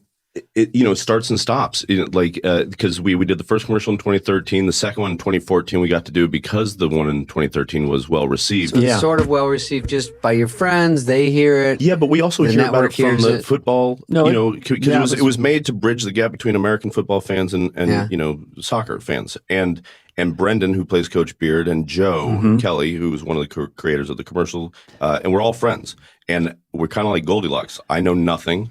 Joe knows a little bit about both, and Brendan knows a lot about both, but mostly, and more importantly, soccer. Yeah. And so we tried to do that with the first commercial, and it hits like this weird Venn diagram of football fans like it, soccer fans like it, comedy folks like it, and the advertising, like the business people like it. And so we get to do a second one. They don't want to give us the same budget, meaning they don't want to fly us out to the UK. That's okay. All right, we'll make the commercial about how Ted got hired and fired in 3 days and fell in love with soccer, fell in love with the UK. And so that's where like all the enthusiasm and like not the egolessness, to a lot of degrees, came out. So then in 2015, Joe and Brennan and I meet in Brooklyn. My partner at the time was like, what do you guys all really enjoy doing that? You should do so. I was like, yeah, but what? So we sit out for a week. And we're like, is it another commercial? Is it a movie? Is it this? And we sort of modeled it after the British Office, 6 episodes, one season, 6 episodes, second season, and then like an hour and a half special for the third season. And we just all these story ideas and characters just dumped out of us in. If that was a week, we worked on 3 projects that week. Wow. I'd say 4 out of those 7 days, like we're just dedicated, and we just filled up these pages. Then it goes away for a couple years. We have Olivia and I have kids. Joe, a couple years. Yeah, we didn't do anything with it because kids.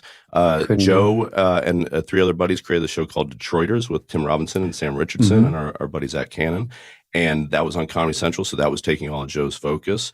I was doing like little things with like Forte and movies here and there, and then Bill Lawrence approaches me about doing a project. We talk about that. That doesn't quite, we don't end up doing that. But he's like, if you have any ideas, and I have like this stack of like 50 pages, like a first draft, rough draft of a pilot, but then all these different breakdowns of episodes and ideas and whatnot. And we want to take a look at this. I sent it to him. She gave it to Bill. Yeah, gave it to Bill. Bill, and so to answer your question, it's when someone that knows that much about television looks at it and goes, "Oh, there's something here." Oh yeah, you guys could do. You guys could do You're this. Probably 90% there with that. To a certain degree, yeah. I mean, a lot of it, but not that Bill's influence wasn't immense and super duper helpful, and really was the gas that got this sort of this old jalopy. Showrunners sort of are big in this town. Huge. Like they almost are more important than the idea or the stars. Yeah. No, it's. And he provided all that. So he really got us moving. And I look back through the text recently, kind of remind myself of like our own origin story, and it really took a good calendar year for just the business. He had other things going on, we had other things going on, and navigating the deals with. And I mean, you're talking about NBC owned the rights. Warner Brothers is where Bill's deal was, a show for Apple.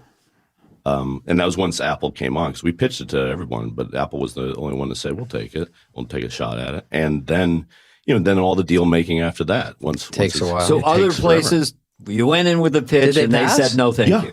Yeah. Netflix passed, Amazon passed. I mean, it makes, I get it. Like, because well, until you see it. Yeah, no one believes until you see it. But you did have proof of concept. All you need is one. But the commercials are pretty broad, and I understood that. Right. And yet, all that can't sustain. And yet we did do our darndest to pitch the tone of what it was. Yeah. And yet, nobody was buying, and I don't begrudge anybody really. No, it's just Tim Cook. Yeah. Okay. But nailed it. Timmy Cook. How did you write the British characters though? Like this, the woman who plays Rebecca. Yeah. Is so good. I mean, all the British people are so good. How did you put yourself in how they would react to the Americans? Because they're so well written too. A little bit was good fortune of Brennan, Joe, and I all getting to work in Europe. Even though we did theater, for varying degrees. Like Brennan for like off and on for 5 years, Joe off and on for like 2-3 years, me off and on for a year. Like we're just writing archetypes, and just of like the American, whatever spirit. And the assumptions being made, and we'd made jokes about all those stereotypes and assumptions while at Boom Chicago, taking the piss out of ourselves. So we kind of had that to a certain degree. And I mean, Brits are like, in a fun way, one other thing that we learned, that I feel like I learned when doing stuff at Boom Chicago, was how we're more similar than we like to think, regardless of flag or age or race, gender, all those things, those complicated, amazing things that make the human jambalaya. Like at the end of the day, we like salt, we like sweet, we like we like Americans. Kissing, but I mean, even across everywhere. So if there's an archetype of someone that is too positive, I think any of us will assume like, oh, they're a nightmare, or something bad's going to happen, and you just sort of played against those things. 75 years or however many years of sitcoms, have us thinking that these things are supposed to go this way, these things are supposed to go that way, and we just try to like twist them or just turn them just a little tiny bit. Like nothing that we thought was. So you don't see everything coming. Some people are smart. They think they see everything coming. Sure. And then you go, oh, it's a little not what you think. Yeah. Exactly. Yeah. And I remember feeling that way when watching the documentary about Mr. Rogers, being like, oh boy, here comes the dark turn at minute 50, and then it doesn't. And then you're like, okay, they're going to wait until an hour and 10 minutes in. Then it doesn't. And you're just like, oh, he was just a decent man who was trying to make a difference in children's lives and also adults. Oh, wow. So there's people how like subversive. That. That's cool. Yeah, right. Yeah. What do I do about that? I mean, obviously, like Ted Lasso, the first season, there's a lot of failure. Yeah. And the way, and then just the fun of watching how he navigates it. Yeah. And how he encourages other people to do it. It like for me, it always reminded me of like Highway to Heaven or, Touched by an Angel, like this idea Michael Landon. like that this person would come in and, sort of act this way and people would go, what the hell's going on here? Right. And it then, was like, you're right. That's like, a good, just subconsciously, I didn't realize at the time, but a big thing was about his egolessness. Like if you don't. No ego. If you don't put any, if you just play it without any of that, he's not trying to get over on people. He's not trying to trick anybody. And it's still 100% consistent, regardless of people thinking that it's different than that now than it was then. I talked to someone the other day who went on some psychedelic trips with ayahuasca and or mushrooms or whatever, and it was really all about getting rid of the ego. Yeah, because once the ego goes away, then something has changed this person. Yeah. So it's interesting you mentioned. That book, Ted has no ego. Yeah, that book, How to Change Your Mind by Michael Pollan, was a big influence on me. And the times that I had done, mushrooms, in my Amsterdam days. I did. Yeah. Oh, the Amsterdam episode, I saw that a couple weeks ago. Yeah. that is high art. Oh, yeah. No, that's something you have to see. That episode you got to watch more than once. Yeah, thank you. But the whole show has so many levels to it. It can be slapstick, it can be funny and silly, and then it can be very real. It's like when you're playing darts, Ted. Yeah, sure. And you go, something about, I'm just curious. Yeah, be curious, not judgmental, yeah. Do people mention that to you? A handful, yeah. People have asked me to write that on like their arms, and they get a tattoo. And it's not his, and I don't even know if it's Walt Whitman's. I mean, we say it's Walt Whitman's because it's sort of apocryphally. It sounds like something. Yeah, your character's casually always quoting. Yeah. Robert Frost, but it's always thrown away. Yeah. Trying to be. Yeah. Like, because he's not too proud of himself. And so do you shepherd it like a sketch in a way? I know you have your 3 other partners. By the way, there is so many producer credits on the show. It's amazing. It's so I don't even know. funny. I just watch the show. Wait, am I a producer on it? I don't You're know. on it, David. You might be.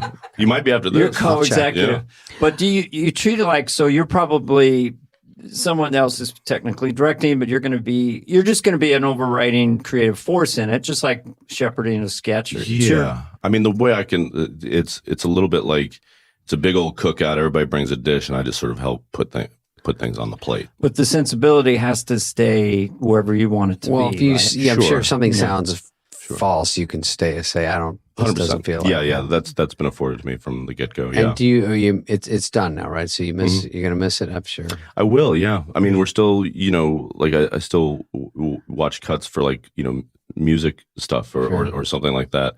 But for the most part, but all the editing's done, all the writing's done. It's and now we have the final 4 episodes being rolled out, and then handful of press here and there, which is a joy to do because we all get along actually. So. In the editing bay, they call it. Yeah.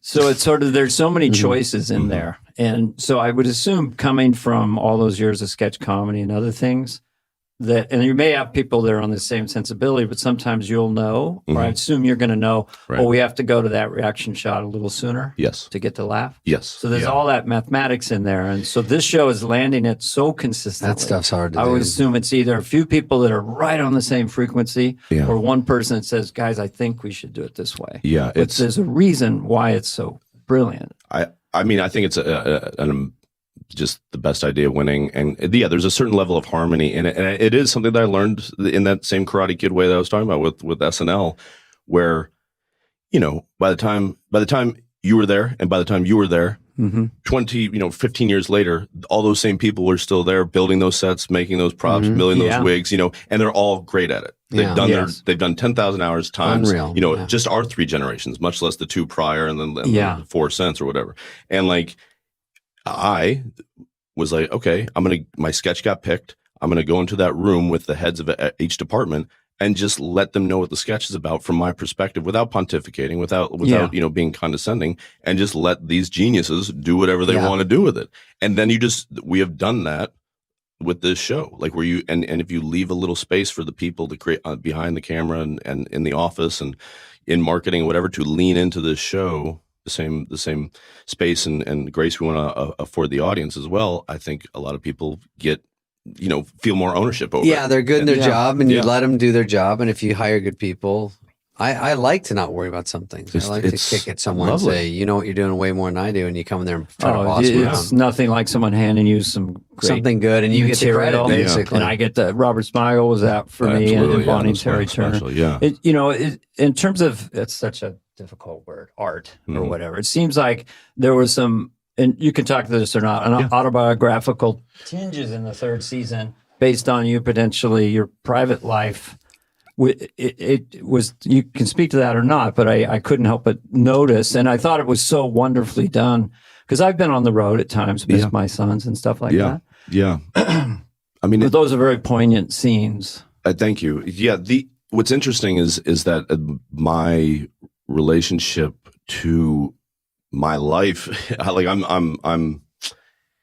it wasn't there from the very get-go. Like, even when the initial idea of doing a show, like, well, why would he go there? Because a guy like my age would most likely have a child, at least one child, and probably be in a relationship. If he's not, there's must be a reason why. And so that's why the pilot ends the way a pilot. I mean, like literally the second it was thinking about it in the long form of a television show, I was like, I knew that was the ending of the pilot, was going to be, okay. So none of that was autobiographical. And then as life sort of marched on, the only thing that in my life that helped inform the playing of things, and maybe even the notion of a story point when breaking the episodes, was being a father. And so what that's like to be away from your child, because, Otis and Daisy were, the season 2 and season 3 were in London. So I wasn't away from them, with the way we split our time with our children. It's a week on, week off. So, but I was always, they don't do overtime in the UK. So I was home. I was able to be home for real? bedtime. Yeah. So I was like, they literally afford you the opportunity to make a living. I know. Right. Yeah. And so I didn't have to, luckily I've never had a parent take their own life. So you just kind of like have to do the acting thing of like empathize with someone that has gone through that or has been forced to go through that based on the decisions. And so, it's, I understand people conflating the two. It's a good answer that it's not maybe people are reading in a bit. Well, it's a place to go anyway. Yeah. It's what would naturally happen in these things, because so much of it for me is like what happens when, if you haven't broken up with someone and you haven't been broken up with, then there's a whole bunch of music out there for you once you do. There's a whole bunch of movies and TV too, and whether you're on either side of that thing, and boy, you think you like songs now, they're going to get you through things and make you want to jump off a roof and think you can fly, or the opposite. And to me, it's a compliment to your acting too. When you had that little soccer field, the Lego set, you're missing your, just the little references to FaceTime, or my son's here right now, or there's where his flight is. All that detail is so I mean, that's just also having friends that go through all these things. And you just keeping those things in your head, heart, and soul, and letting them bang around there. Then at some point when they come out, they come out. You know, I think about watch the. It's not usually conscious. Like I watched the audio commentary for Godfather. I think it was either 1 or 2 just recently, and it was talking about how he made Godfather 1, and then everybody loved it, and he's like, "Do Godfather 2?" He's like, "I don't have a Godfather 2." He's like, "I don't." He goes, "But I forget the line the studio head had for him. It's like, you found out the formula for Coca-Cola, and you won't make any more bottles." Like, it's such a great line.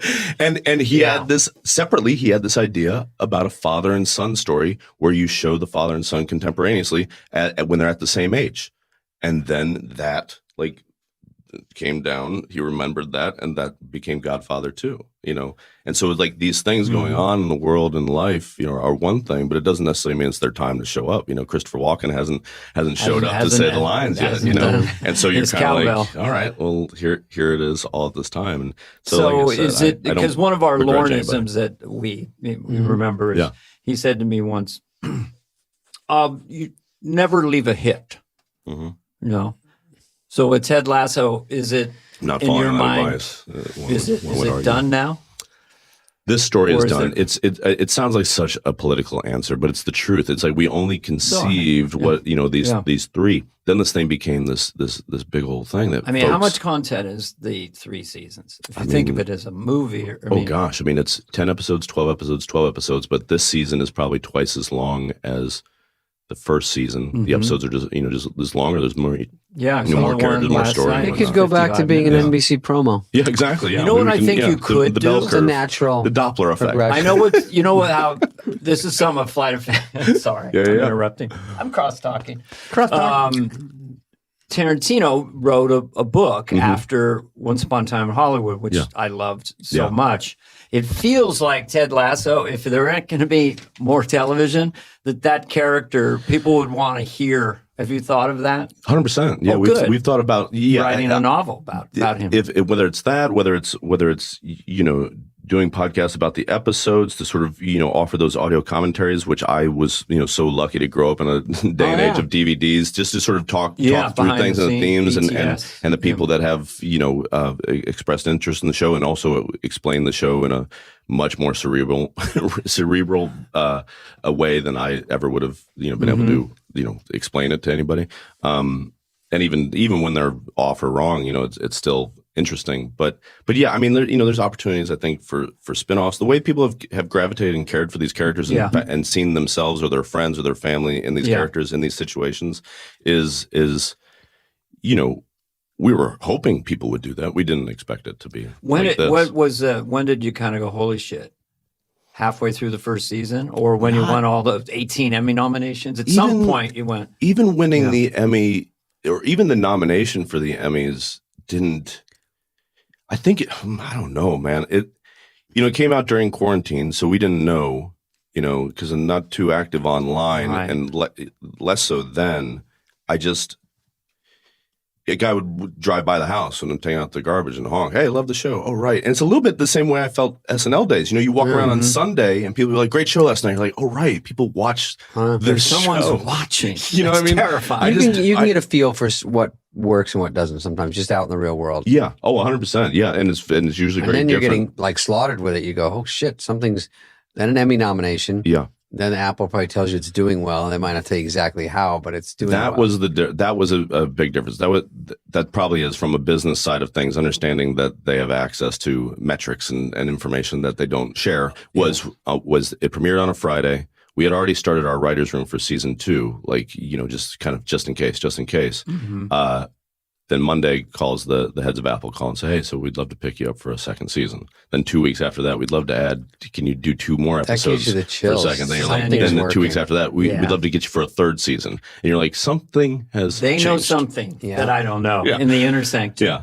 But that anecdotal thing of walking around became more clear, because season 2 we're in lockdown up there in London, so we started going to things later. Yes, we were winning these awards, but then you feel like, oh, is that just inside the bottle or the bowl in the showbiz box? And which is lovely and flattering, and also a little something you keep. Or I don't know about you guys, but you keep a little bit like. Well, you don't want to jinx it. Yeah, 100%. You're gonna kill. Do season 4. It'll crush. Exactly. Yeah, you don't want to spook the muses, and so by the time we're going back there to do this past third season, all of 2022, and getting to take the kids to like football matches and stuff, and have people calling us coaches and being excited to see us, and like that. I would say, and hearing Brad Pitt loved it. Yeah, exactly. Yeah, that's always nice. Yeah, you can tell, Miss Piggy and Yoda. Come on. No matter what you do, Dana, like you've done it, we've done it. You hear from the streets, like I could tell you the top movies that they like, the top TV, because it's just in order. You just hear this one the most, this one the most, and they probably only really like probably 40 of my movies. Like really, really love. I like them all.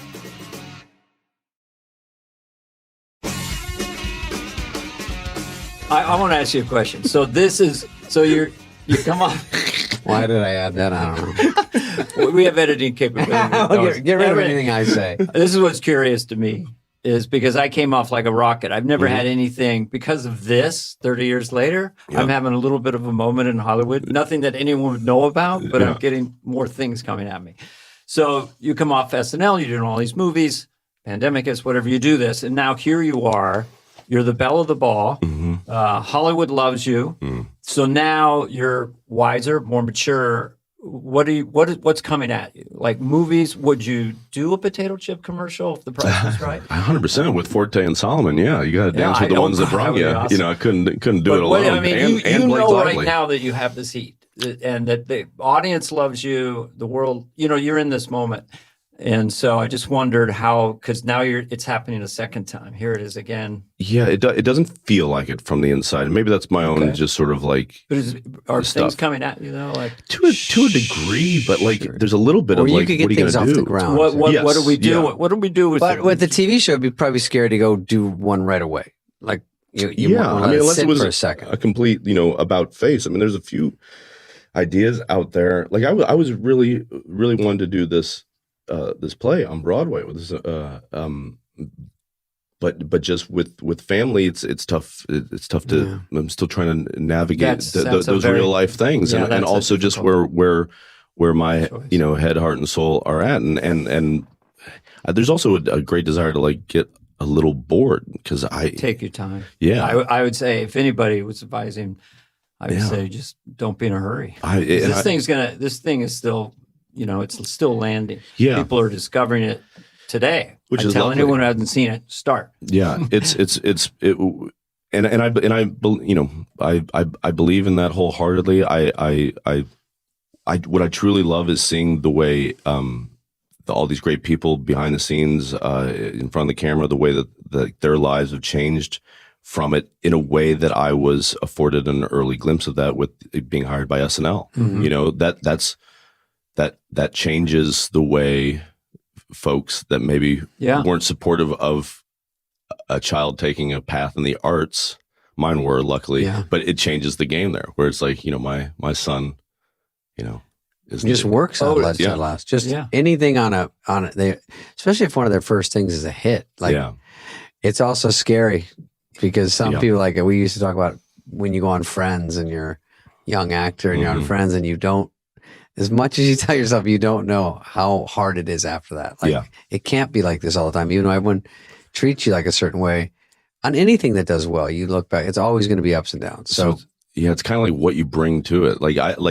I know we worked just as hard on, in any of those movies that you named as I did on this. I was charged with more responsibility and being like, from the writing side, producing side, being the final like tube for decision making and tone cop and whatnot. That's all lovely, but at the end of the day, what I'm putting out there and what I want to put out into the world is and how I go about trying to do that. Been doing that is from any of these sketches, from the sketches that weren't on SNL that I did with all my buddies back in Kansas City from up you, to now, basically, or your very tight friends. As long as that's coming from that area, then it's probably going to be good. Unless it's I don't know if Quentin Tarantino or whoever your favorite director, Scorsese, but in lieu of anything else, if it's coming from you, it feels authentic. And all I've done is added to the people that I want to make laugh and be proud of what I'm doing and then how I'm going about doing it. So it is those guys that I played basketball with, those guys from my, quote unquote cross country team. But then I acquired everything from my, Days of Improv in Kansas City, Chicago, boom. And so it's just like that same gatefold, that same, that I saw on the 40th. Like I have that many people, behind me, and they're not looking over me, being like correcting my work or making me second guess. They're just encouraging me. And you just want to kind of be able to look back there metaphorically and be like, have them, doing that nod of just like, do it. Yeah. Keep doing that. Good. Keep doing that. Keep being, you just want to be proud of you. You want to, and you also want to feel getting to come through sketch and improv in a whole community like Chicago could have happened to 10 dozen of the people that I got to work with, just different times. You know what I mean? That never got a total break. Yeah. Really. And you want to do right by them too, because it's I don't know. It's there's so much karma. Whimsy to this game, and it's there by the grace of God go I. Yeah. I mean, you have to stay humble and go. I love Paul Newman for that. He was my favorite celebrity because one they would go, "Oh, you've raised $500 million from your spaghetti sauce." Yeah. He goes, "I wish I'd kept the money." He didn't want to be put on a pedestal. Yeah. And the other thing, how'd you do it? I could give you 1,000 answers. Just plain dumb luck. Yeah. So just those two things. You asked about movies that were huge influence. It's not a comedy by any means, but a big one that shows up in Ted Lasso all the time was Color of Money. In 1986. So like between my age of 9 and 11, I watched these movies that I'd go to theaters with my dad. Things that are R-rated. Movies are everything. They like everything. That the mental, the male mentoring in that movie. With Color Paul of Newman Money and Tom Cruise is like, and Tom Cruise after ladies and gentlemen, Top Gun, Tom Cruise, well after Risky Business and All the Right Moves and all that, but like now he's like a bona fide and he's incredible. He's like, that's when you don't hear enough about Color Money was a killer. It's because Scorsese has so many good ones. Yeah, but Color Money, I love that movie. I was talking about that. Ed Norton and I saw him recently. We were talking about that movie, and I thought I was going to get laid into when he started talking about Scorsese because that guy knows. The guy's done the thing and forgotten more about movies than I'll ever know. Yeah. And he brings up Color of Money. I go, I was so ready to geek out. Be like, that's my favorite Scorsese movie. And a lot of it has to do with the way I saw it, but then also those performances. Yeah. I recommend people to see that movie. And then if you love it, then go back and watch The Hustler as like a prequel. Yeah. Because Jackie Gleason. Is that Jackie Gleason and Paul Newman? Yeah, where he plays Fast Eddie Felsen, the same character. Same guy that wrote the novel, Walter Tevis, who wrote both books. And I like pool hall movies. I do like, too. Rackham. We were going to call this podcast Rackham. That's good. For real? After you do a punchline, you go, Rackham. There you go. And then just having a transition with the sound of the balls. Rackham. Because there's a mystique. There's a mystique to people that can play the piano really well as adults that you've never seen play piano. That are really good at Jeopardy. Yeah, and pool. Like if someone's good at pool, you're like, especially if they didn't grow up with money, they didn't grow up with a table in there. Like, how do you get good at pool? The way they do the chalk and the way it goes perfectly on there. It's just like the math of it. They made it look cool. It's so complicated, pool. But the dramatic movies affected me in 2001. I wasn't everything watching Jonathan Winters and stuff. Those things, right? I wouldn't say. Could I do that? It was just blew my mind. Yeah, as art and the Beatles, of course, Pink Floyd. Tom Hanks and Michael Keaton movies, like where they're they're funny 15% of the movie, but it's like they're carrying this dramatic narrative. Like Mr. Mom, Mr. Mom Michael Keaton is incredible. Mr. Mom is finally it gets his due. I love it. Mr. Keaton Mom has just a magic as an actor. Yeah. Gung Ho, I love. That was a movie my Uncle George was in. I have a Gung Ho poster that my Aunt Nancy gave me in my basement, and that was. But again, Michael Keaton was so. Oh, he's great. I mean, him and Tom Hanks, they were these modern versions. Tom Hanks and Big.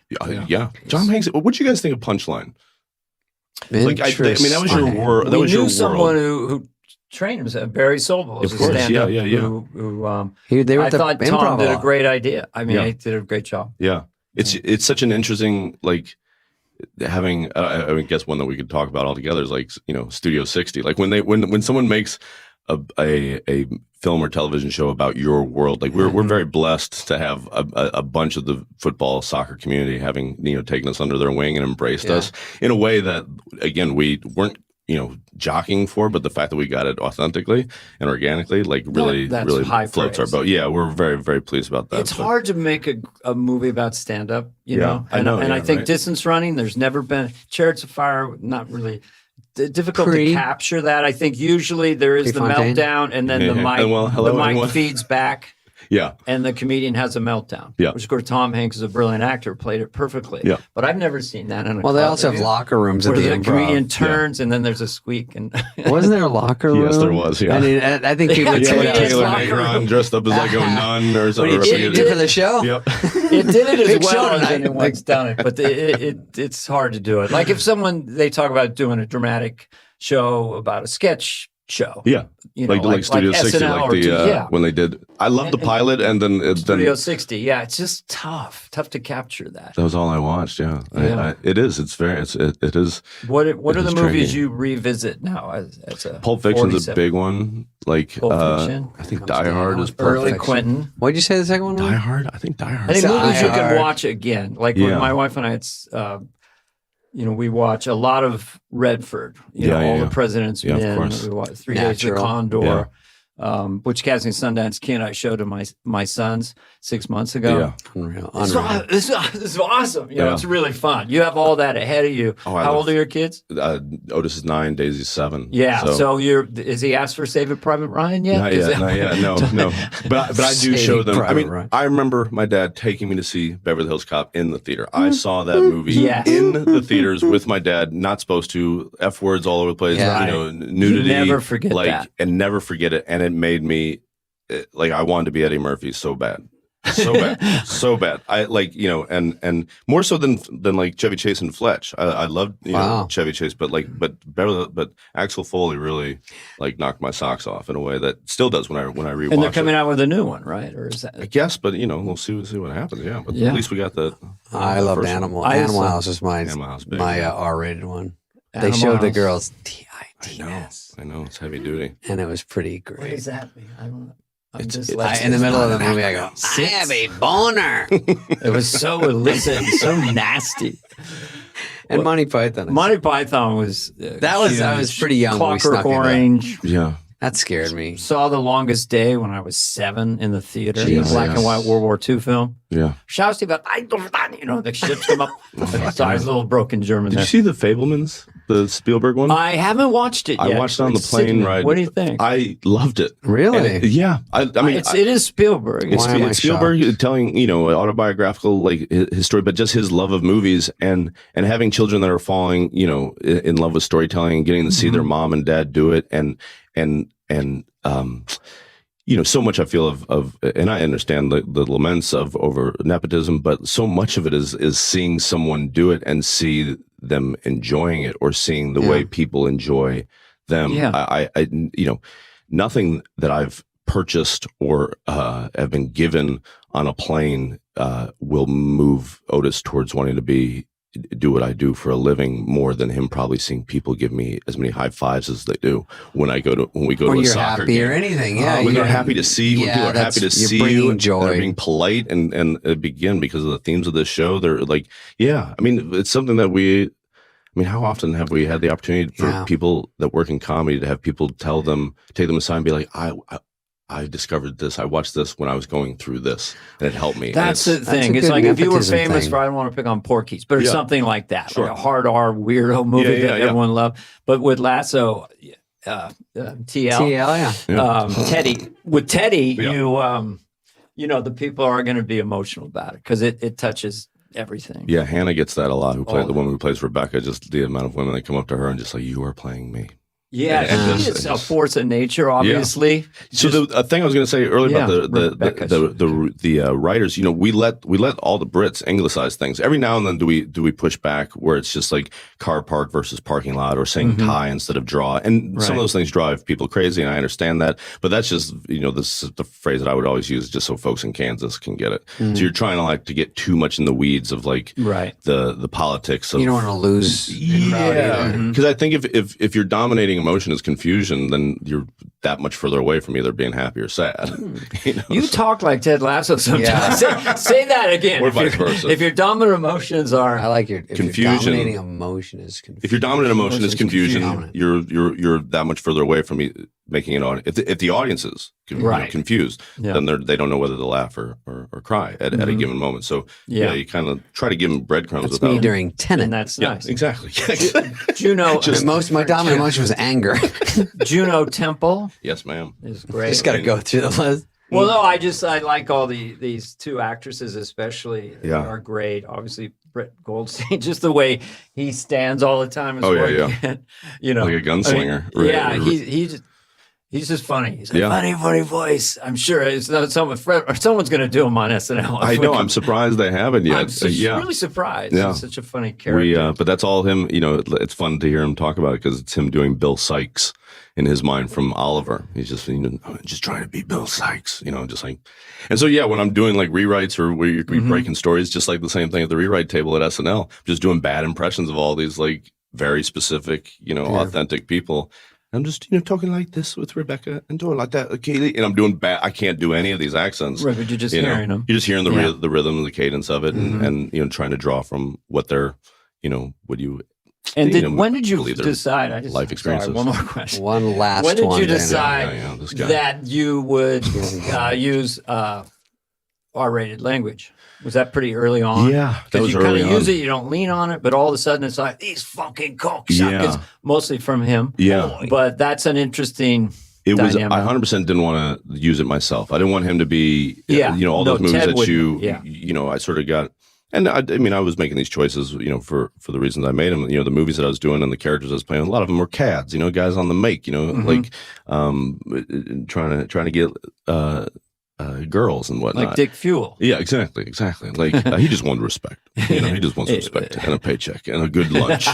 But then, so I knew that lay on for me. I didn't want to be bawdy, and I didn't want him to swear. If he did, it was only I think he's done it once every season.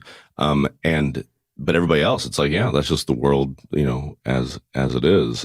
So we just wanted to. It just works. Apple never fought it. They didn't want us to use the C word. So we there was a monologue we had season 2. Around in England more. I mean, it's like, and that was the whole premise. Is like, we were even ready to beep it, but it was May, the woman who owns the bar, uses it very casually, and in reference to Ted when the C word, and just Ted and Beard's reaction to, whoa, hey, she's like, what's the big deal, and just her going, no, you can use it in a bunch of different ways. And she goes through a bunch of different ways. It reminds me a lot of like when it ended up not being able to use it because Apple was like, nah, we can't use the C word. I was like, all right. Remember Schneider's stand-up bit from days gone by of the word dude? Yeah. Is that great that idea of, I like that you remember that. Oh yeah. That was you're on that special too, I think. Right? Was that the young comedians? Yeah. That thing got a lot of play. You're in a closet with a knife. Yeah. Dude? Yeah. Talented. Rob has some really good rhythms. Dude. Oh, no war. I mean, come on. Didn't know it was BYOT. I didn't say it on the ticket. Hi, Rob. No, that's my joke. Calm down. This is fine. He's doing me at the U2 concert. Oh, what is it? Bono's yelling... No war. No war. I'm saying no more. You're saying no more. What are you saying? War? Sorry. I don't know. I didn't know who the fuck is singing. I'm supposed to read his lips. Am I booging you? Am I boog? I didn't mean to booging you. Didn't mean to boog you. That's a bad Bono. What's your brain candy? When do you want to calm down? What do you do? Take a walk? Do you watch I do. You watch the best of David Spade? Yep, still. Do I have one? If you don't, you do now. I do. I'll play the last few years has been pinball was one for a while, but those are tougher to move around, right? Mm. So playing video games, like playing Fortnite with like friends and just turning my brain off and just focusing on that. And then a thing that I got into over the last I'd always been into it, but over the last 6 years basically was like magic, like just shuffling cards. Like I just find it very meditative, and a lot of times when in situations where I have to do as much, listening and thinking as I do talking, I'll usually have a deck of cards on me because it'll keep me from, pulling out my beer. Yeah. You just practice shuffling. And or just kind of like doing like little sleight of hand moves. And I don't really perform magic for anyone. I'll do it for like friends after a couple beers or like my kids if there's just like a deck laying around. But I've never been one to be, hey, you want to see a trick? I haven't been that guy. Relax, David. Yeah. I don't know, actually. I haven't do been it with a relaxed in guitar. 30 years. See, I envy that. I wish I could. I know before I die, I know I will dedicate more time to like trying to play the piano. I've done it throughout my life, and then something always. But it's just that desire to want to run before I can even crawl. Yeah, it's so hard. Piano's tough. I have an electric piano too. I'm just banging on it all the time, but I don't, But the guitar, if you get nylon strings, get a small guitar, just learn. Because it doesn't rip up your fingers. Yeah, before you get the calluses. So you get a clear note rather than it's all mushy. Yeah. Learn 5 chords, G, C, D, E minor, and then you can Already play lost 100 me. songs. Yeah. No, but it's really simple. Just it's Smoke mostly on the the Water. right hand. Is Smoke on the Water still the go-to one, or is that too old? That aged you so hard, Spade. I don't even know what it is. No, that's a Deep Purple, isn't it? I'm young. Yeah. Don't act like you don't know what Smoke on the Water. Don't make me the old guy. You probably know what it's about too. I would do Come Down, Nirvana. Come and get some. As you come, get some. I come got as you are. I've always loved Nirvana. I was right in the sweet spot. Yeah, me too. And I was older, but still thought they were brand new. But I listened to them a ton before doing this season for one reason or another. And Otis was learn playing guitar. Him and Daisy take these like lessons, do this thing out here called Kid Row. Oh, okay. It's lovely. It's like School of Rock, but they just called it. When you're young, name. you learn so much better. And I bought I'm left-handed, even though I don't play guitar, but I would play air guitar left-handed. Like so I McCartney, bought, exactly, or Kurt Cobain. So I bought like a guitar and Otis and I took a lesson together. He was already better than me, and I was slowing him down. And I'm just like, even playing Smells Like Teen Spirit, so hard. So difficult. And then even if you play the simple version of it, like it hurt my fingers. I couldn't drums are a much more natural fit for me. I have better limb separation. You could also get a maple neck Strat and have them. That's a bird. David, this is inside baseball. It's a Strat. Caster. The nylon strings was a mind blower here because I was like, oh yeah. But you can do it also with very lightweight strings on an electric guitar. You could play bar chords with that. Really, but it's still hard. Yes, it's like Teddy. It's impossible. Even people that just do it noodling around make it look so easy. It's look. Next time we hang out, I'll show you a couple. I'll show you just a D chord and then a bar. Just bar 3 notes. I'll bring a pinball and then machine. You'll be like, I'll take a nap. we have a little farm up north, and I want a room with pinball machines in it because. It's worth at least having as one. a kid, they were huge. I've not played it in a while, and a pool table. Jason Sudeikis was our guest today, and he, in summation, it's the left brain. Lived at Burger King. He's one of Kansas's favorites. He had a very small room at the Paramount Hotel. A small room. We don't normally sum up. His next thing is going to be something with low pressure. He might remake The Godfather or something. Yeah. Our guest has been Jason Sudeikis. You were great. I saw your car is murdered out, by the way. Not bad, huh? Yeah, not bad, guy. I wanted to look, like a Batmobile. It looks cool. SNL All-Star, movie star, and now a global live streaming star. I don't know. It sounds like a new one. I said star 3 times. Yeah. It sounds like a nice resume. I just wish you all the best and take your time and have fun. And I'm one of those people that was really affected by this show and just love it. Just really affects me. I was affected also by makes COVID. me laugh. By COVID, David, you were. we're going to work on you. David's a work in progress. No, I'm not. Look, I took notes. No one works harder than Thank you, David. Justin. What's your name? Justin Thoreau has been our Jason Justin was guest. last time. Billy Sudeikis was here today, who Neil plays Sedaka. Tedward Liso. I think Bill Sudeikis wasn't he like a baseball player? If I remember correctly. Sudeikis, is that Greek or what's It's Lithuanian. Litha who? Litha what? Litha who? Can I go away? I stand quietly. Lithuanian. But yeah. I'm throwing this away. David, I want to hear your hall pass story. Yeah, you didn't finish No, that. I dated a girl on hall pass. No, that's not your hall pass. The girls that come up to you at the end. Oh. You dated. But yes, He likes the other story better. In Vegas, the girls that they go, you're my hall pass. You get the meet and greet, and I go, first of all, they're all nervous. They hands drenched like a ShamWow. I'm like, and then I go, and they go, I'm your hall pass. You're my hall pass. I go, oh, and they go, that's where I go, no, I know what it is. I'm a hard pass on my side. You're a hard pass. You're my hard pass. Yeah, you're my hard pass. I saw you in the back. I go, there's my hard pass. Because I'm a gentleman. It's not you, it's me.